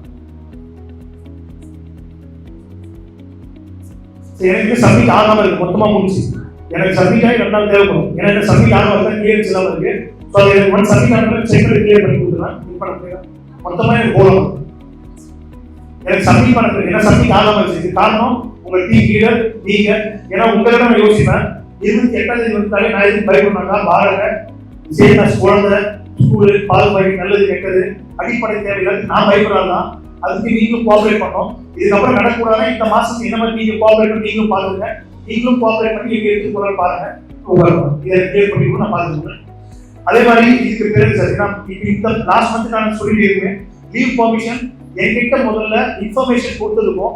டீம் லீடர் என்கிட்ட இன்ஃபர்மேஷன் கொடுத்துருப்பாங்க, சீஃப் இன்ஃபர்மேஷன் கொடுத்துருப்பாங்க, டீம் லீடர் கிட்ட வாங்க பர்மிஷன், எம்டிஸ் கொடுத்துருக்கு இன்ஃபர்மேஷன். இதுக்கான ப்ரூஃப் இல்லைன்னா salary hold off without permission. அந்த ஷீட் சப்மிட் பண்ணாம அது வித் பர்மிஷன் கன்சிடர் பண்ணக்கூடாது. அந்த ஷீட்ஸ் தனியாக எடுத்துருங்க, எனக்கு சப்மிட் பண்ணுங்க. யாருக்காவது டவுட் இருந்தா இன்னைக்கே இப்படியே ஆஃப்டர் ரீடிங் ஒரு ஹாஃப் இருப்பேன், ஷீட்டை கையில வாங்கி வந்து என்ன பாருங்க, இருக்கா இல்லைன்னு டிக் பண்ணி கொடுத்துருவேன், போய் அவங்க மீட் பண்ணி கிளியர் பண்ணிக்கணும். மற்றபடி ஏன்னா வெட்னஸ்டே வந்து பாத்தீங்கன்னா செகண்ட் அஃபர் டேட் சைடுல இருந்தா ஈவினிங் வந்து நான் பார்த்துட்டு சார் உங்களுக்கு பர்மிஷன் வாங்கல சொன்னா நேரில் சொன்னீங்கன்னா கூட கன்சிடர் பண்ணாங்க, சொன்னீங்க நான் அப்ரூவ் பண்ணலாம் கன்சிடர் பண்ண மாட்டேன். அதனால இதெல்லாம் கரெக்டா எடுத்துட்டு வந்து எங்களை பார்க்குற மாதிரி பாருங்க. இது ஒன்றும் தப்பா இல்லை. பல பேர் வந்து சொல்லாமலே சொல்லிட்டு சொல்றீங்க, அதுக்காக தான் இந்த விஷயம். இது அப்ரூவல் ஆகாம எந்த ஒரு லீவும் வித் பர்மிஷன் மென்ஷன் பண்ணக்கூடாது, வித்அவுட் தான் பண்ணணும். இது அப்ரூவல் வராம பண்ணவே கூடாது. ஜூலை மந்தோட இது டிபியோட கன்ஃபர்மேஷன் தான் டிபியோட சீஃப் தெரியும், எம்டி என்கிட்ட கன்ஃபர்மேஷன் மேக் பண்ணி ஷீட்டோட ரீகன்ஃபார்ம் பண்ணிட்டு சேலரி பர்மிஷன் கிளியர் பண்ணுங்க. அதுவே வித்அவுட் பர்மிஷன் தான். சோ சில லீடர் ப்ராப்பரா சப்மிட் பண்ணிருப்பாங்க, சில அதெல்லாம் ஓகே, சப்மிட் பண்ணது ஓகே. சப்மிட் பண்ணாதது தான் இந்த இது அதுக்கு ஏற்ற மாதிரி பிளான் பண்ணிங்க. அதே சமயத்துல இதுக்கு பிறகு நல்லா கிளியரா இருங்க, இதுல கன்ஃபியூஸ் ஆகாதீங்க. அதாவது இந்த விஷயம் மேக்ஸிமம் சில பேருக்கு மட்டும் பொருந்தாது. இப்ப நான் சொல்ற சில பேருக்கு பொருந்தாது, எஸ்பெஷலி சில எம்டிஎம் ஸ்டாஃப்ஸ்க்கு பொருந்தாது. அதுல மட்டும் கவனமா இருந்துங்க. மற்றபடி வந்து இது டீம் லீடர்ஸ்க்கும் சீஃப்ஸுக்கும் பிஓடிஸ்க்கும் பொருந்தாது, இது பொருந்தாது. இதுலையும் கவனமா இருந்துங்க. டீம் லீடரு, சீஃப், பிஓடி இவங்க 3 பேரும் லீவ் பெர்மிஷன் வேணும் அப்படின்னாக்கா டேரக்டா எங்கிட்ட மட்டும்தான் நீங்க கேட்கணும். டீம் லீடர் வந்து அவங்க சீஃப் கிட்ட கேட்டுருந்தாலும் எங்கிட்ட கண்டிப்பா பெர்மிஷன், ஏன்னா சில கிராஸ் செக் பண்ணும்போது சில பெண்டிங்லேயே வருது. ஸோ அந்த பெர்மிஷன் லீவ் கொடுக்கும்போது அதுக்கேற்ற மாதிரி பார்த்துங்க. இதுக்கு பிறகு team leader and BOD chief வந்து டேரக்டா எங்கிட்ட கேட்டு முடிஞ்சு போச்சு. இதுக்கு பிறகு டீம் மெம்பர்ஸ் யாரோ அவங்கள பொறுத்த வரைக்கும் பர்மிஷன் அவங்க டீம் லீடருக்கு மட்டும் வாங்கினா போதும். இன்ஃபர்மேஷன் வந்து சீஃபுக்கும் சம்பந்தப்பட்ட இன்ஃபர்மேஷன் வாய்ஸ் ஆர்டர் கொடுத்தா மட்டும் டைப் பண்ணா போதும். மற்ற எதுவும் வந்து பாத்தீங்கன்னாக்கா கால் பண்ணி மறுபடியும் பெர்மிஷன் போதும். ஒருத்தருக்கு தான் பெர்மிஷன், லீடர் கிட்ட மட்டும்தான். மற்ற எல்லாம் இன்ஃபர்மேஷன் வித்தியாசம் புரிஞ்சுக்கணும். பெர்மிஷன் ஒருத்தருக்கு மற்ற இன்ஃபர்மேஷன். அதே சமயத்துல இதுக்கு பிறகு சேல்ஸ் டீமை பொறுத்த வரைக்கும் பெர்மிஷன் லீவ் எது வேணாலும் பிஓடிஸ் கிட்ட தான் கேட்டுக்கணும். பிஓடிஸ் அப்ரூவ் பண்ணுவாங்க. என்கிட்ட இன்ஃபர்மேஷன் என்கிட்ட கொடுக்கணும், எம்டிஸ்க்கு இன்ஃபர்மேஷன் கொடுக்கணும். 2 இன்ஃபர்மேஷன் இருக்கணும். பெர்மிஷன் வாங்க வேண்டிய யார்கிட்ட அப்படின்னு பாத்தீங்கன்னாக்கா உங்களோட பிஓடிஸ் கிட்ட இதுக்கப்புறம் பெர்மிஷன் வாங்கணும். இதுக்கு பிறகு இதை தான் ஃபாலோ பண்ணணும். பெர்மிஷன் ஒருத்தருக்கு தான் இன்ஃபர்மேஷனா 3 செகண்ட் வரும். ஜஸ்ட் இன்ஃபர்மேஷன் டைப் பண்ணி டாப் பேஸ் பண்ணி போயிட்டே இருக்க முடியுது. அது இல்லைன்னா இதுல எது இல்லைனாலும் சேலரி வித்அவுட் பெர்மிஷன் தான் கிரெடிட் ஆகும். அதுக்கு எல்லாம் ஒர்க் அவுட் பாத்துங்க. இதை வந்து நம்ம கேட்கறப்பெல்லாம் கொடுக்குது. ஜூலை மட்டும்தான் இந்த மாதிரி. இதுக்கப்புறம் அந்தந்த டைம்ல அப்பப்போ ஆன் டைம்ல அந்த பெர்மிஷன் இருக்கு. நாளைக்கு லீவ் முடிச்சது அடுத்த இன்ஃபார்ம் பண்ணா கன்சிடர் பண்ண மாட்டேன். வித்அவுட் பெர்மிஷன் தான் மென்ஷன் பண்ணுவோம். முன்னாடியே மென்ஷன் பண்ண மாதிரி பாத்துங்க. அதுக்கு எல்லாம் கவனமா இருங்க. லீவ் பெர்மிஷன் தாராளமா ஓகே, ப்ராப்பரா ஒர்க் அவுட் பண்ணுங்க. தப்பா பண்ணாதீங்க, நல்லபடியா எடுத்துங்க, ப்ராப்பரா பண்ணுங்க. மற்றபடி அவசியம் தேவையான லீவ் பெர்மிஷன் எடுங்க, எடுக்காம இருக்காதீங்க. குடும்பத்தோட ஸ்பெண்ட் பண்றது தப்பே எடுங்க, தேவையானதுக்கு எடுங்க, தேவையில்லாததுக்கு எடுக்காதீங்க. பாத்துங்க. அடுத்த பாயிண்ட், இப்போ back end team to sales team to back end team plus வந்து பாத்தீங்கன்னா பேக் அண்ட் டீம் கூட இருக்குங்களா. இனிமேல் பட்டு ஏதாவது ப்ராசஸ் வந்து ரொம்ப டிலே ஆகுது, பெண்டிங்ல இருக்கு, ஸ்கிப் பண்றாங்க, அவாய்ட் பண்றாங்க, ஹர்ட் பண்றாங்க அப்படின்னா இந்த விஷயத்தை பொறுத்த வரைக்கும் சம்பந்தப்பட்டவங்க டைரக்டா வந்து என்கிட்ட உடனே பேசலாம். டீம் சீஃப் வந்து என்கிட்ட உடனே பேசல அப்படின்னாக்கா, பேசல அப்படின்னா எனக்கா தெரிய வந்ததுன்னா அதை கிராஸ் செக் பண்ணிட்டு எனக்கா தெரிய வந்து நான் உங்களுக்கு கிராஸ் செக் பண்ணா சம்பந்தப்பட்ட 2 பேருக்குமே மினிமம் 30% சேலரி ஹோல்ட் ஆகும். 30% சேலரி லீடர் அண்ட் சீஃப் 2 பேருமே மினிமம் அந்த பக்கமும் இந்த பக்கமும் மினிமம் 30% ஹோல்ட் ஆகும். இதுக்கு பிறகு ஏன்னா எவ்வளவு வேலை பெண்டிங்ல இருக்கு. ஏன்னு கேட்டாக்கா சார் அந்த வேலை அவங்க கொடுக்கலன்னு சொல்றீங்க, ஈஸியா சொல்லிட்டு போயிருக்கு. இனிமேல் நீங்க யோகியம் கிடையாது, யாருமே அப்படி பேசக்கூடாது. அவங்க கொடுக்கலன்னா நீங்க கேட்கணும். கேட்டு கொடுக்கலன்னா எனக்கு உடனே தெரியப்படுத்துங்க. எனக்கு இனிமேல் தெரியப்படுத்தல, நான் எப்ப கேட்கும் போதோ எனக்கா எப்ப தெரியும் போது வந்ததுனாக்கா நான் கேட்கும் போதோ தெரியும் போது 30% மினிமம் ஹோல்ட் ஆகும். இதே நீங்க தெரியப்படுத்துறீங்கன்னாக்கா உங்களுக்கு எந்த பிரச்சனையும் இல்லை. யார் தப்பு பண்ணாலும் அவங்க மாதிரி 30% ஹோல்ட் பண்ணி அடுத்த வேலையை பார்க்கலாம். டிஸ்கஸ் பண்ணாம எதுவுமே கிடையாது. ஸோ இதுக்கு பிறகு இந்த விஷயத்துல ரொம்ப கிளியரா இருங்க. ஏன்னா நான் ரொம்ப கிளியரா இருக்கேன், பார்த்துருக்கேன். ஏன்னா எந்த வரைக்கும் போஸ்ட் பண்றது, டிலே பண்றது பார்த்துக்கலாம். ஏதோ காரணங்களை கிளியர் பண்ண முடியாது. அது வேண்டாம்னு தான் இந்த போஸ்ட், அதுக்கு ஏற்ற மாதிரி பார்த்துக்கணும். அதே மாதிரி சீஃப்ஸும் டீம் லீடர்ஸும் போர்ட் ஆஃப் டைரக்டர்ஸும் எந்த ஒரு ஒர்க்கும் டீம் மெம்பர்ஸ் கொடுத்தா ஃபாலோ பண்ற ஹேபிட்டை நிறுத்துங்க. இந்த ஒர்க் வந்து ஈவினிங் 4 மணிக்குள்ள வேணா 4 மணிக்குள்ள கேளு. 4 மணிக்குள்ள கொடுக்கலன்னு வச்சுக்கலேன், 4:10 கொடுத்தாலும் கன்சிடர் பண்ணி ஒர்க் முடிச்சிருக்கு. 4:10 லேட்டா கொடுத்தா மினிமம் கிளாஸ் 2% ஹோல்ட் பண்ணுங்க. இதே வந்து கொடுக்கவே இல்லை 5% ஹோல்ட் பண்ணுங்க. தயக்கப்படாது, இதுதான் பயப்படாது. அந்த டைம்னா நீங்க கேட்ட அந்த டைம்ல கொடுக்கணும். நீங்க கேட்ட அந்த டைம்ல முடிக்கணும், பேசணும், எல்லாமே கொடுக்கணும். உங்க டைம் உங்களுக்கு கொடுக்கலன்னா நீங்க உங்களை ஃபாலோ பண்ண உட்காந்துருக்காதீங்க, ஃபாலோ பண்ணாதீங்க. இதை நீங்க ஸ்டாப் பண்ணி அவங்க ஃபைன் பண்ணலன்னு வச்சுக்கலாம், அவங்க உங்களை ஏமாந்துட்டே இருக்கும், நீங்க ஏமாந்து போகணும். அதுக்கு பதிலா கேட்ட வேலை நேரத்துக்கு கொடுக்கணும், சேலரி ஹோல்ட் பண்றது தான் பெரிய ஆப்ஷன். அவங்க வேற வழியில பயந்து ஆப்ஷன் சம்பாதிக்கணும் ஆசை தான் சம்பளம் வேணாக்கா அந்த நேரத்தில் அவங்க வேலையை முடிச்சு அவங்க சம்பளத்தை கையை வாங்கிற மாதிரி பார்த்துக்கிட்டோம். இது யாருக்கு போனா போகாதீங்க. கொடுத்த நேரத்தில் கொடுத்து வேலையை முடிச்சாங்கிற மாதிரி கட்டாயப்படுத்துறது தப்பே இல்லை. எனக்கு இமெயில் பட்டு வரலன்னு வச்சுக்கலாம், நான் டீம் லீடர் சீஃப் மினிமம் வந்து 10% ஹோல்ட் பண்ணுவேன், அதையும் கன்வே பண்ணிக்கிறேன். அதுக்கு ஏற்ற மாதிரி பார்த்துக்கணும். அதே மாதிரி டீம் லீடர்ஸும் சீஃப்ஸ் வந்து எனக்கு இந்த Thursday ஒரு கன்ஃபர்மேஷன் கொடுங்க. பிளஸ் போர்ட் ஆஃப் டைரக்டர்ஸ் எல்லாருமே வாட்ஸ்அப் பிசினஸ் இது வச்சுருந்தாங்க. டாப் லெவல் இந்த leader level group label 2 options இருக்கும். இதெல்லாம் வந்து குரூப் வைஸ், அதாவது உங்களுக்கு மேக்ஸிமம் வந்து இது ஈவினிங்குள்ள ஓகே நம்ம சரி ஏபிஎஸ் குரூப்ல ஓவரா என்ன குரூப்ல அனுப்பிச்சுவாங்க. பாத்துங்க எந்தெந்த குரூப்ல யார் இருக்கீங்க, பிஓடி செல் இருக்கீங்க, சீஃப் செல் இருக்கீங்க, லீடர் செல் இருக்கீங்க, மெம்பர் செல் இருக்கீங்க, அந்த குரூப் ஒரு நேம் கிரியேட் பண்ணி அதுக்கு மேலே வந்து லேபிள் அசைன் பண்ணலாம். ப்ளஸ் அந்த குரூப்பை ஃபார்ம் பண்ணால் ஈஸியாக இருக்கும். டக்கு டக்கு நீங்கள் பார்க்கறதுக்கு சேனலுக்கு போனால் அதிகமாக இருக்கும். இங்கே போனால் ஈஸியாக இருக்கும். அந்த லிஸ்ட் எல்லாமே வந்து வெட்னஸ்டே ஈவினிங்குள்ள டீம் லீடர்ஸும் போர்ட் ஆஃப் டைரக்டர்ஸும் எல்லாருக்கும் உங்கள் டீம் மெம்பர்ஸை கம்ப்ளீட் பண்ணிட்டு கம்ப்ளீட்டட்ன்றத உங்கள் குரூப்ல ஒரு கன்ஃபர்மேஷன் கொடுத்துருங்க. கம்ப்ளீட் பண்ணி தான் ஆகணும். எல்லாத்துக்கும் நான் இதை பண்ணலாம் இதை பண்ணிடணும்னு சொல்ல மாட்டேன். எனக்கு பிடிக்கலாம் மினிமம் 10% ஹோல்ட் பண்ணுவேன். இதே வந்து அந்த சுச்சுவேஷனுக்கு என்ன 20 or 30 நீங்கள் பார்த்துருங்க. ஸோ வெட்னஸ்டே ஈவினிங்குள்ள board of directors, team leaders, chief எல்லாருமே உங்கள் டீம் மெம்பர்ஸோட வாட்ஸ்அப் அவங்க செக் பண்ணிட்டு எதெல்லாம் பின் பண்ணிடணும், எதெல்லாம் மேலே டாப்ல வர லேபிள் அதெல்லாம் செக் பண்ணி அப்டேட் பண்ணி முடிச்சுட்டு வெட்னஸ்டே ஈவினிங்ல அப்டேட் பண்ண மாதிரி பார்த்துருங்க. இது எதுக்காக அப்படின்னா உங்களுக்கு ஒரு மெசேஜ் வந்து டிலேவா வராம ஆன் டைம் கிடைக்கிறதுக்காக உங்களுக்கு யூஸ் வரும். அதுக்காக தான் சார் மேடம் நான் ஏற்கனவே சொல்லியிருக்கேன், இந்த வாட்ஸ்அப் கால் யூஸ் பண்ணாதீங்க. இதில் சில ஃபீல்ட் ஸ்டாஃப் வந்து சில நம்ம ஆஃபீஸ்லேயும் வந்து வாட்ஸ்அப் கால்லாம் வந்து பார்த்தீங்கன்னாக்கா யூஸ் பண்ணிட்டு டெலிட் பண்ணி தெரியுது. எனக்கு யார் வேண்டப்பட்டவங்களோ எனக்கு யார் தேவைப்படுறாங்களோ இதுக்கப்புறம் வந்து உங்களோட பேக்கப் ஸ்டோரேஜ் பத்திரமா வச்சுங்க. இல்லைன்னு சொன்னீங்கன்னாக்கா ஃபோனை போட்டு அனைவரும் உடனே டைம் மாட்டேன். உங்கள் பேக்கப் ஸ்டோரேஜ் வரைக்கும் நான் பேக்கப் படிக்கிறதும் வெளியாங்க. அதை ஆன் பண்ணிங்க. வாட்ஸ்அப் காலை அவாய்ட் பண்ணுங்க, ஸ்கிப் பண்ணுங்க. வாட்ஸ்அப் கால் வந்து அது எப்படி சொல்லணும்னா ஒரு தப்பான ஆட்கள் தான் தேவை, நமக்கு தேவை, எமர்ஜென்சிக்கு தேவை, சில அஃபிஷியலா தேவை, கான்கால் தேவை, அது ப்ராசஸ். மற்றபடி வாட்ஸ்அப் யார் யூஸ் பண்ணனாக்கா ஃப்ராடு, அக்யூஸ்டு, தப்பு பண்ண நினைக்கிறவங்க, ஸ்கேம் பண்ண நினைக்கிறவங்க, illegal relationship, unwanted relationship, personal okay, இந்த மாதிரி இடத்துல இந்த மாதிரி இல்லீகல் பர்சன்ஸ் மட்டும்தான் ஒரு மனுஷன் தப்புன்ற தரத்துக்கு எதெல்லாம் பேசக்கூடாத வார்த்தையை பேச பயன்படுத்தி யூஸ் பண்ண ஒரே தான் வாட்ஸ்அப்.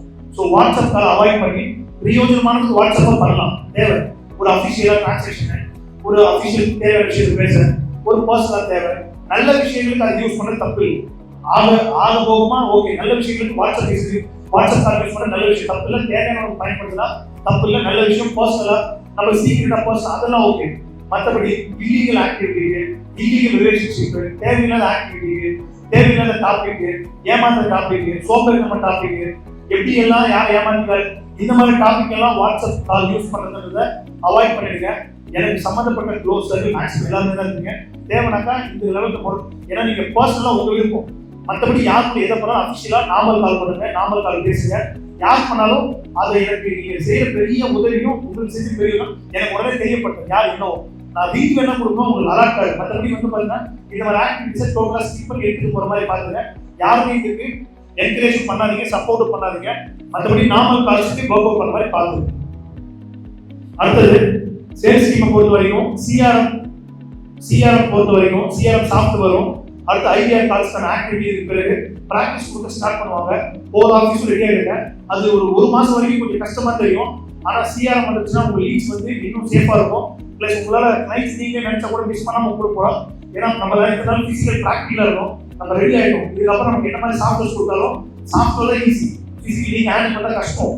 அது நீங்கள் போகும்போது உங்களுக்கு தெரியும் கற்றுக்கிறது கஷ்டமாக இருக்கும். ஒரு மாதம் கற்றுக்கிட்டீங்கன்னா இன்னும் சைட் மாதம் இன்க்ரீஸ் பண்ண முடியும். 5-6 புக்கிங் அதிகப்படுத்த முடியும். அதுக்காக தான் CRM. So CRM learning start பண்ணிடுவாங்க. உங்களுக்கு ட்ரைன் பண்ண ஸ்டார்ட் பண்ணுவாங்க. அதுக்கேற்ற ப்ரிப்பேர் ஆகிடுங்க. யூஓடி செஷன்ஸ், காமன் செஷன்ஸ் எல்லாமே இருக்கும். அதுக்கேற்ற ரெடி ஆகிடுங்க. அந்த டபிள்யூஆர் செஷன் கொஸ்டின்ஸ் தான் கேட்குங்க. ஆனால் ப்ராப்பராக லேர்ன் பண்ணிக்கிற மாதிரி பார்த்துங்க, அப்சர்வ் பண்ணுற மாதிரி பார்த்துங்க. அதே சமயத்தில் chiefs, team leaders and board of directors உங்கள் சைட்லேருந்து நீங்கள் யாராக இருந்தாலுமே எதுவாக இருந்தாலுமே தயவு செய்து நாலேஜ் நல்லா நீங்கள் கெயின் பண்ணிக்கிட்டு உங்கள் டீம் மெம்பர்ஸ்க்கு அவங்களுக்கு வந்து கைட் பண்ணுங்க, ஃபீட் பண்ணுங்க, ட்ரெயின் பண்ணுங்க, அவங்களுக்கு ப்ராக்டிஸ் கொடுங்க. அட்வைஸ் மோட்டிவேஷன்ஸ் வேண்டாம். அவங்களுக்கு டெக்னிக்கலாக ட்ரெயின் பண்ணுங்க, கைட் பண்ணுங்க, டாபிக்கை பற்றி பேசுங்க, அதுக்கேற்ற பிளான் பண்ணுங்க. எப்பவுமே இந்த மாதிரி விஷயத்தை பொறுத்த வரைக்கும் வந்து பார்த்தீங்கன்னாக்கா தெளிவாக இருங்க, ரோல் மாடலாக இருங்க. இதுக்கு எல்லாருமே ரொம்ப தெளிவாக சொன்னால் ஸ்கூலில் வந்து ஒரு பையன் படிக்கும்போது அவங்க அப்பா வந்து குப்பை பொறிக்கிட்டு இருக்காங்க. குப்பை பொறுவேல அவங்க அப்பா பார்ப்பாங்க அந்த சார் வந்து. அப்போ அந்த ஒரு நாள் ஸ்கூல் வந்து பேரண்ட்ஸ் மீட்டிங் வந்து ஆர்கனைஸ் பண்ணுவாங்க. பேரண்ட்ஸ் மீட்டிங் ஆர்கனைஸ் பண்ண உடனே அந்த பையன் வந்து அவங்க அப்பா வந்து குப்பை பொறுப்பாங்க. அந்த சாரை கூப்பிட்டு வருவாங்க. அவங்களோட பேரண்ட்க்கு முன்னாடி அவங்க டீச்சர்ஸ் படி பேரண்ட்ஸ் மீட்டிங் வைப்பாங்க. அப்போ பேசிட்டு இருப்பாங்க. அந்த டீச்சர் சொல்லுவாங்க, அவங்க அப்பா கிட்ட சொல்லுவாங்க, பையனோட அப்பா கிட்ட, உங்க பையன் வந்து என்ன மட்டும் தான் மதிக்க மாட்டாரு, மற்ற எல்லாரையும் மதிக்கிறாரு. என்ன மட்டும் மதிக்க மாட்டாங்க, மற்ற எல்லாரையும் மதிக்கிறாங்க அப்படின்னு சொல்லி வருத்தப்படுவாங்க. அப்போ வருத்தப்படும் பொழுது சரியில்லை உங்க பையன் தப்பானவன், கெட்டவன், மரியாதை நாகரிகம் இல்லாதவன் அப்படின்னு சொல்லி தப்பா பேசிட்டு அவங்க பையனை பத்தி எல்லா அவங்க அப்பா கிட்ட சொல்லுவாங்க. அவங்க அப்பா கிட்டே சொல்லுவாங்க, நீங்க உங்க பையன் நீங்களே கேள்வி எதுக்காக அப்படின்னு சொல்லுவாங்க. அப்போ அந்த அப்பா வந்து கேட்பாரு, அவங்க பையன் கேட்பாரு, ஏமா இந்த மாதிரி மேடம் ஏன் இந்த மாதிரி மதிக்க மாட்டாரு அப்படின்னு கேட்டப்ப அந்த பையன் சொல்லுவாரு, அதுக்கு காரணம் வந்து மேடம் தான் அப்படின்னு சொல்லுவாங்க. அதுக்கு அவங்க அப்பா எதுக்கு அப்படின்னு கேட்போம், மேடம் ஏன்னு கேட்பாங்க. அப்போ அவர் சொல்லுவாரு, இதே வந்து இந்த ஸ்கூல்ல படிக்கிற எல்லா பசங்களும் அவங்க அப்பா அம்மா வரும்போது பாருங்க உட்கார வச்சு பேசுறாங்க, ஆனா நீங்க வரும்போது மட்டும் நிக்க வச்சு தான் பேசுறாங்க. ஏன் அப்படின்னா நீங்க குப்பை பொருட்கள்னு சொல்லிட்டு உங்களை மதிக்க மாட்டாங்க, உங்களை மதிக்காத ஒருத்தவங்க நான் ஏன் மதிக்கணும்னு சொல்லிட்டு அந்த பையன் வந்து அந்த டீச்சரை பார்த்து சொல்லுவார், எந்த வேலை பார்த்தா என்ன, அவங்க கஷ்டப்பட்டு பண்றாங்க. ஸோ அந்த ஒழுக்கத்துக்கு ரோல் மாடல் எங்கிருந்து ஆரம்பிக்கிறாங்க, நம்ம எங்கிருந்து கரெக்டா இருக்குன்றது இருக்கும். அப்ப அந்த பையன் எங்க கெட்டு போனா, அந்த பையன் கெட்டு போன ஒரே இடம் கற்றுக் கொடுக்க டீச்சர் தப்பா இருந்தாங்க. அவங்க அப்பா என்ன, ஏன் அது என்ன, நல்ல வேலை தானே, புனிதமான வேலை தானே, அந்த வேலையை உட்கார வச்சு பேச அந்த பையன் கரெக்டா பார்த்துருப்பான். அந்த பையன் அப்பா கிட்ட குப்பை பொறுக்கிறான்னு சொல்லிட்டு அந்த டீச்சர் ஒழுங்கு நடக்கல. ஸோ அந்த பையன் ஒழுங்கு நடக்குது. இதுதான் இதே மாதிரி ஒரு டீம் மெம்பரை பொறுத்த வரைக்கும் டீம் லீடரோ டீம் மெம்பரோ, டீம் லீடர் வந்து தெளிவா இருக்க, சீஃப் தெளிவா இருக்க, பிஓடிஸ் தெளிவா இருக்க, நம்ம டீம் உங்க டீம் மெம்பர் உங்களை மதிக்கணும்னா முதல்ல ரோல் மாடலா இருக்க. ஆனா இப்படிலாம் இருக்கிற சர்டிபிகேட்ஸ் எல்லாம் வேறு கேட்கறீங்களா, நீங்க அதெல்லாம் இருக்கிறீங்களான்னு பாருங்க. அதை விட 100 மடங்கு எப்படி இருக்குன்னு பாருங்க. அதுக்கு நீங்க எல்லா வேலையும் பண்ணிட்டு எல்லா ஏமாத்த வேலையும் பண்ணிட்டு அவங்களுக்கு இதெல்லாம் இருக்கு கேட்டா அதெல்லாம் உங்களுக்கு தெரியாது நினைக்காதீங்க. உங்களை அவங்க உங்களோட மானிட்டர் பண்ணுவாங்க. எனக்கு தெரிஞ்சு உங்களை விட உங்களை பத்தி நல்லா தெரிஞ்சு விடலாம் ஒரு டீம் மெம்பர். நீங்க யார்கிட்ட போன் பேசுறீங்க, எதுக்கு பேசுறீங்க, என்ன சாப்பிடுறீங்க, எங்க போய் வரைக்கும் உங்க டீம் மெம்பர்ஸ் வந்து டீம் லீடரை ஃபாலோ பண்றாங்க, சீஃப்ஸை ஃபாலோ பண்றாங்க, போர்ட் ஆஃப் டைரக்டர்ஸை ஃபாலோ பண்றாங்க. ஸோ உங்க வேலையை நீங்க கரெக்டா பண்ணுங்க. ஒரு ரோல் மாடலா கரெக்டா இருந்தீங்கன்னா அவங்களும் கரெக்டா இருப்பாங்க. அவங்க மட்டும் கரெக்டா இருக்கு சொல்றீங்க, நீங்க முதல்ல கரெக்டா இருங்க. உங்களுக்கு கரெக்டா இருக்கு சொல்ற நான் கரெக்டா இருக்கிற மாதிரி எல்லாருமே கரெக்டா இருக்கும். உங்க சைட்ல இருந்து எப்படி கரெக்டா இருக்கிறாங்கிறத கவனமா பாருங்க. என்ன சொல்ல வந்தோமோ அது எல்லாமே சொல்லியாச்சு. மேக்ஸிமம் பெண்டிங் இல்ல, எல்லாமே சொல்லி முடிச்சாச்சு. இதை பொறுத்த வரைக்கும் கம்பெனியோட விஷன் அண்ட் மிஷன் என்ன அப்டேட் பண்ணிருக்கோம், ஏற்கனவே என்ன ஃபாலோ பண்ணணும் அப்படியே ஃபாலோ பண்ணணும், மற்றதெல்லாம் இருக்குது அப்டேட் பண்ணலாம். ஸோ உங்களுக்கு என்னன்றது நான் தெளிவுபடுத்தி கொடுத்துருந்தேன். எவ்வளவு முடியுமோ அவங்களை தெளிவுபடுத்தி சொல்லியிருக்கேன். இதுலயும் சில பேருக்கு எதனா புரியலன்னா கண்டிப்பா கேட்டு தெரிஞ்சுக்கங்க. அதே சமயத்துல புரியாத எது அப்படியே இருக்கிறாருங்க. ஏற்கனவே சொன்ன டாபிக் தான். தயவு செய்து நான் இல்ல, உங்க லீடர் இல்ல, உங்க சீஃப் இல்ல, உங்க பிஓடி இல்ல, எம்பிசி இல்ல, யாரும் இல்ல, உங்க அப்பா அம்மா இல்ல, உங்களுக்கு யாராவது எதனா பேசுறாங்கன்னாக்கா 2 விதமா பாருங்க. அது உங்களோட வாழ்க்கைக்கும் உங்க வளர்ச்சிக்கும் எதிர்ப்பானதா இல்ல உங்க சோம்பேறித்தனம் எதிர்ப்பானதா பாருங்க. ஒருவேளை வாழ்க்கைக்கு எதிர்ப்பானதா அது போராடுங்க, ஆர்கியூ பண்ணுங்க. உங்களோட சோம்பேறித்தனம் எதிர்ப்பானதா போராடாதீங்க. நீங்க உங்களை மாத்திக்கிட்டு கவனமாக வழியை பார்த்துங்க. ஸோ பேசுற எல்லாத்தையும் கவனமாக முன்னாடி பார்த்துங்க. எல்லாத்தோட சாஃப்ட் காப்பியும் அப்டேட் பண்றேன். அதே சமயத்தில் ஒன்ஸ் வீடியோட எடிட் அவங்க கம்ப்ளீட் பண்ணி சப்மிட் பண்ண பிறகு வந்து பாத்தீங்கன்னாக்கா கண்டிப்பா எடிட் பிரசன்டேஷன் பண்ணி இதே வீடியோ கொடுக்குறேன். ஏன்னாக்கா இப்போ உங்களுக்கு புரிஞ்சிருக்கும், ஆனா முழுசா புரிஞ்சிருக்காது. அதை பார்க்கும்போது புரியும். அப்புறம் அதுல இன்னொரு 5 கூட பாத்தீங்கன்னா தெளிவாயிருங்க. நான் விருப்பப்படுறது ஒண்ணுதான், கம்பெனியோட விஷன் அண்ட் மிஷன் என்ன தெரிஞ்சுக்கிட்டு நீங்க வேலை பார்க்குற மாதிரி பார்த்துருங்க. நீங்க நினைக்கிற மாதிரி கம்பெனி விஷன் அண்ட் மிஷன் இல்ல, கம்பெனியோட விஷன் அண்ட் மிஷன் அதை தெரிஞ்சுக்கிட்டு நீங்க வேலை பார்த்தா ரொம்ப சந்தோஷம், ரொம்ப நல்லது. கிட்டத்தட்ட நம்ம பேச வந்த எல்லா டாபிக்ஸும் கன்வே பண்ணிட்டோம். அவங்களோட ரெகுலர் போய் பார்க்கலாம். எல்லாருக்கும் தேங்க்ஸ் சார். பார்த்து பதிலாக போய்க்கலாம். தேங்க்ஸ்.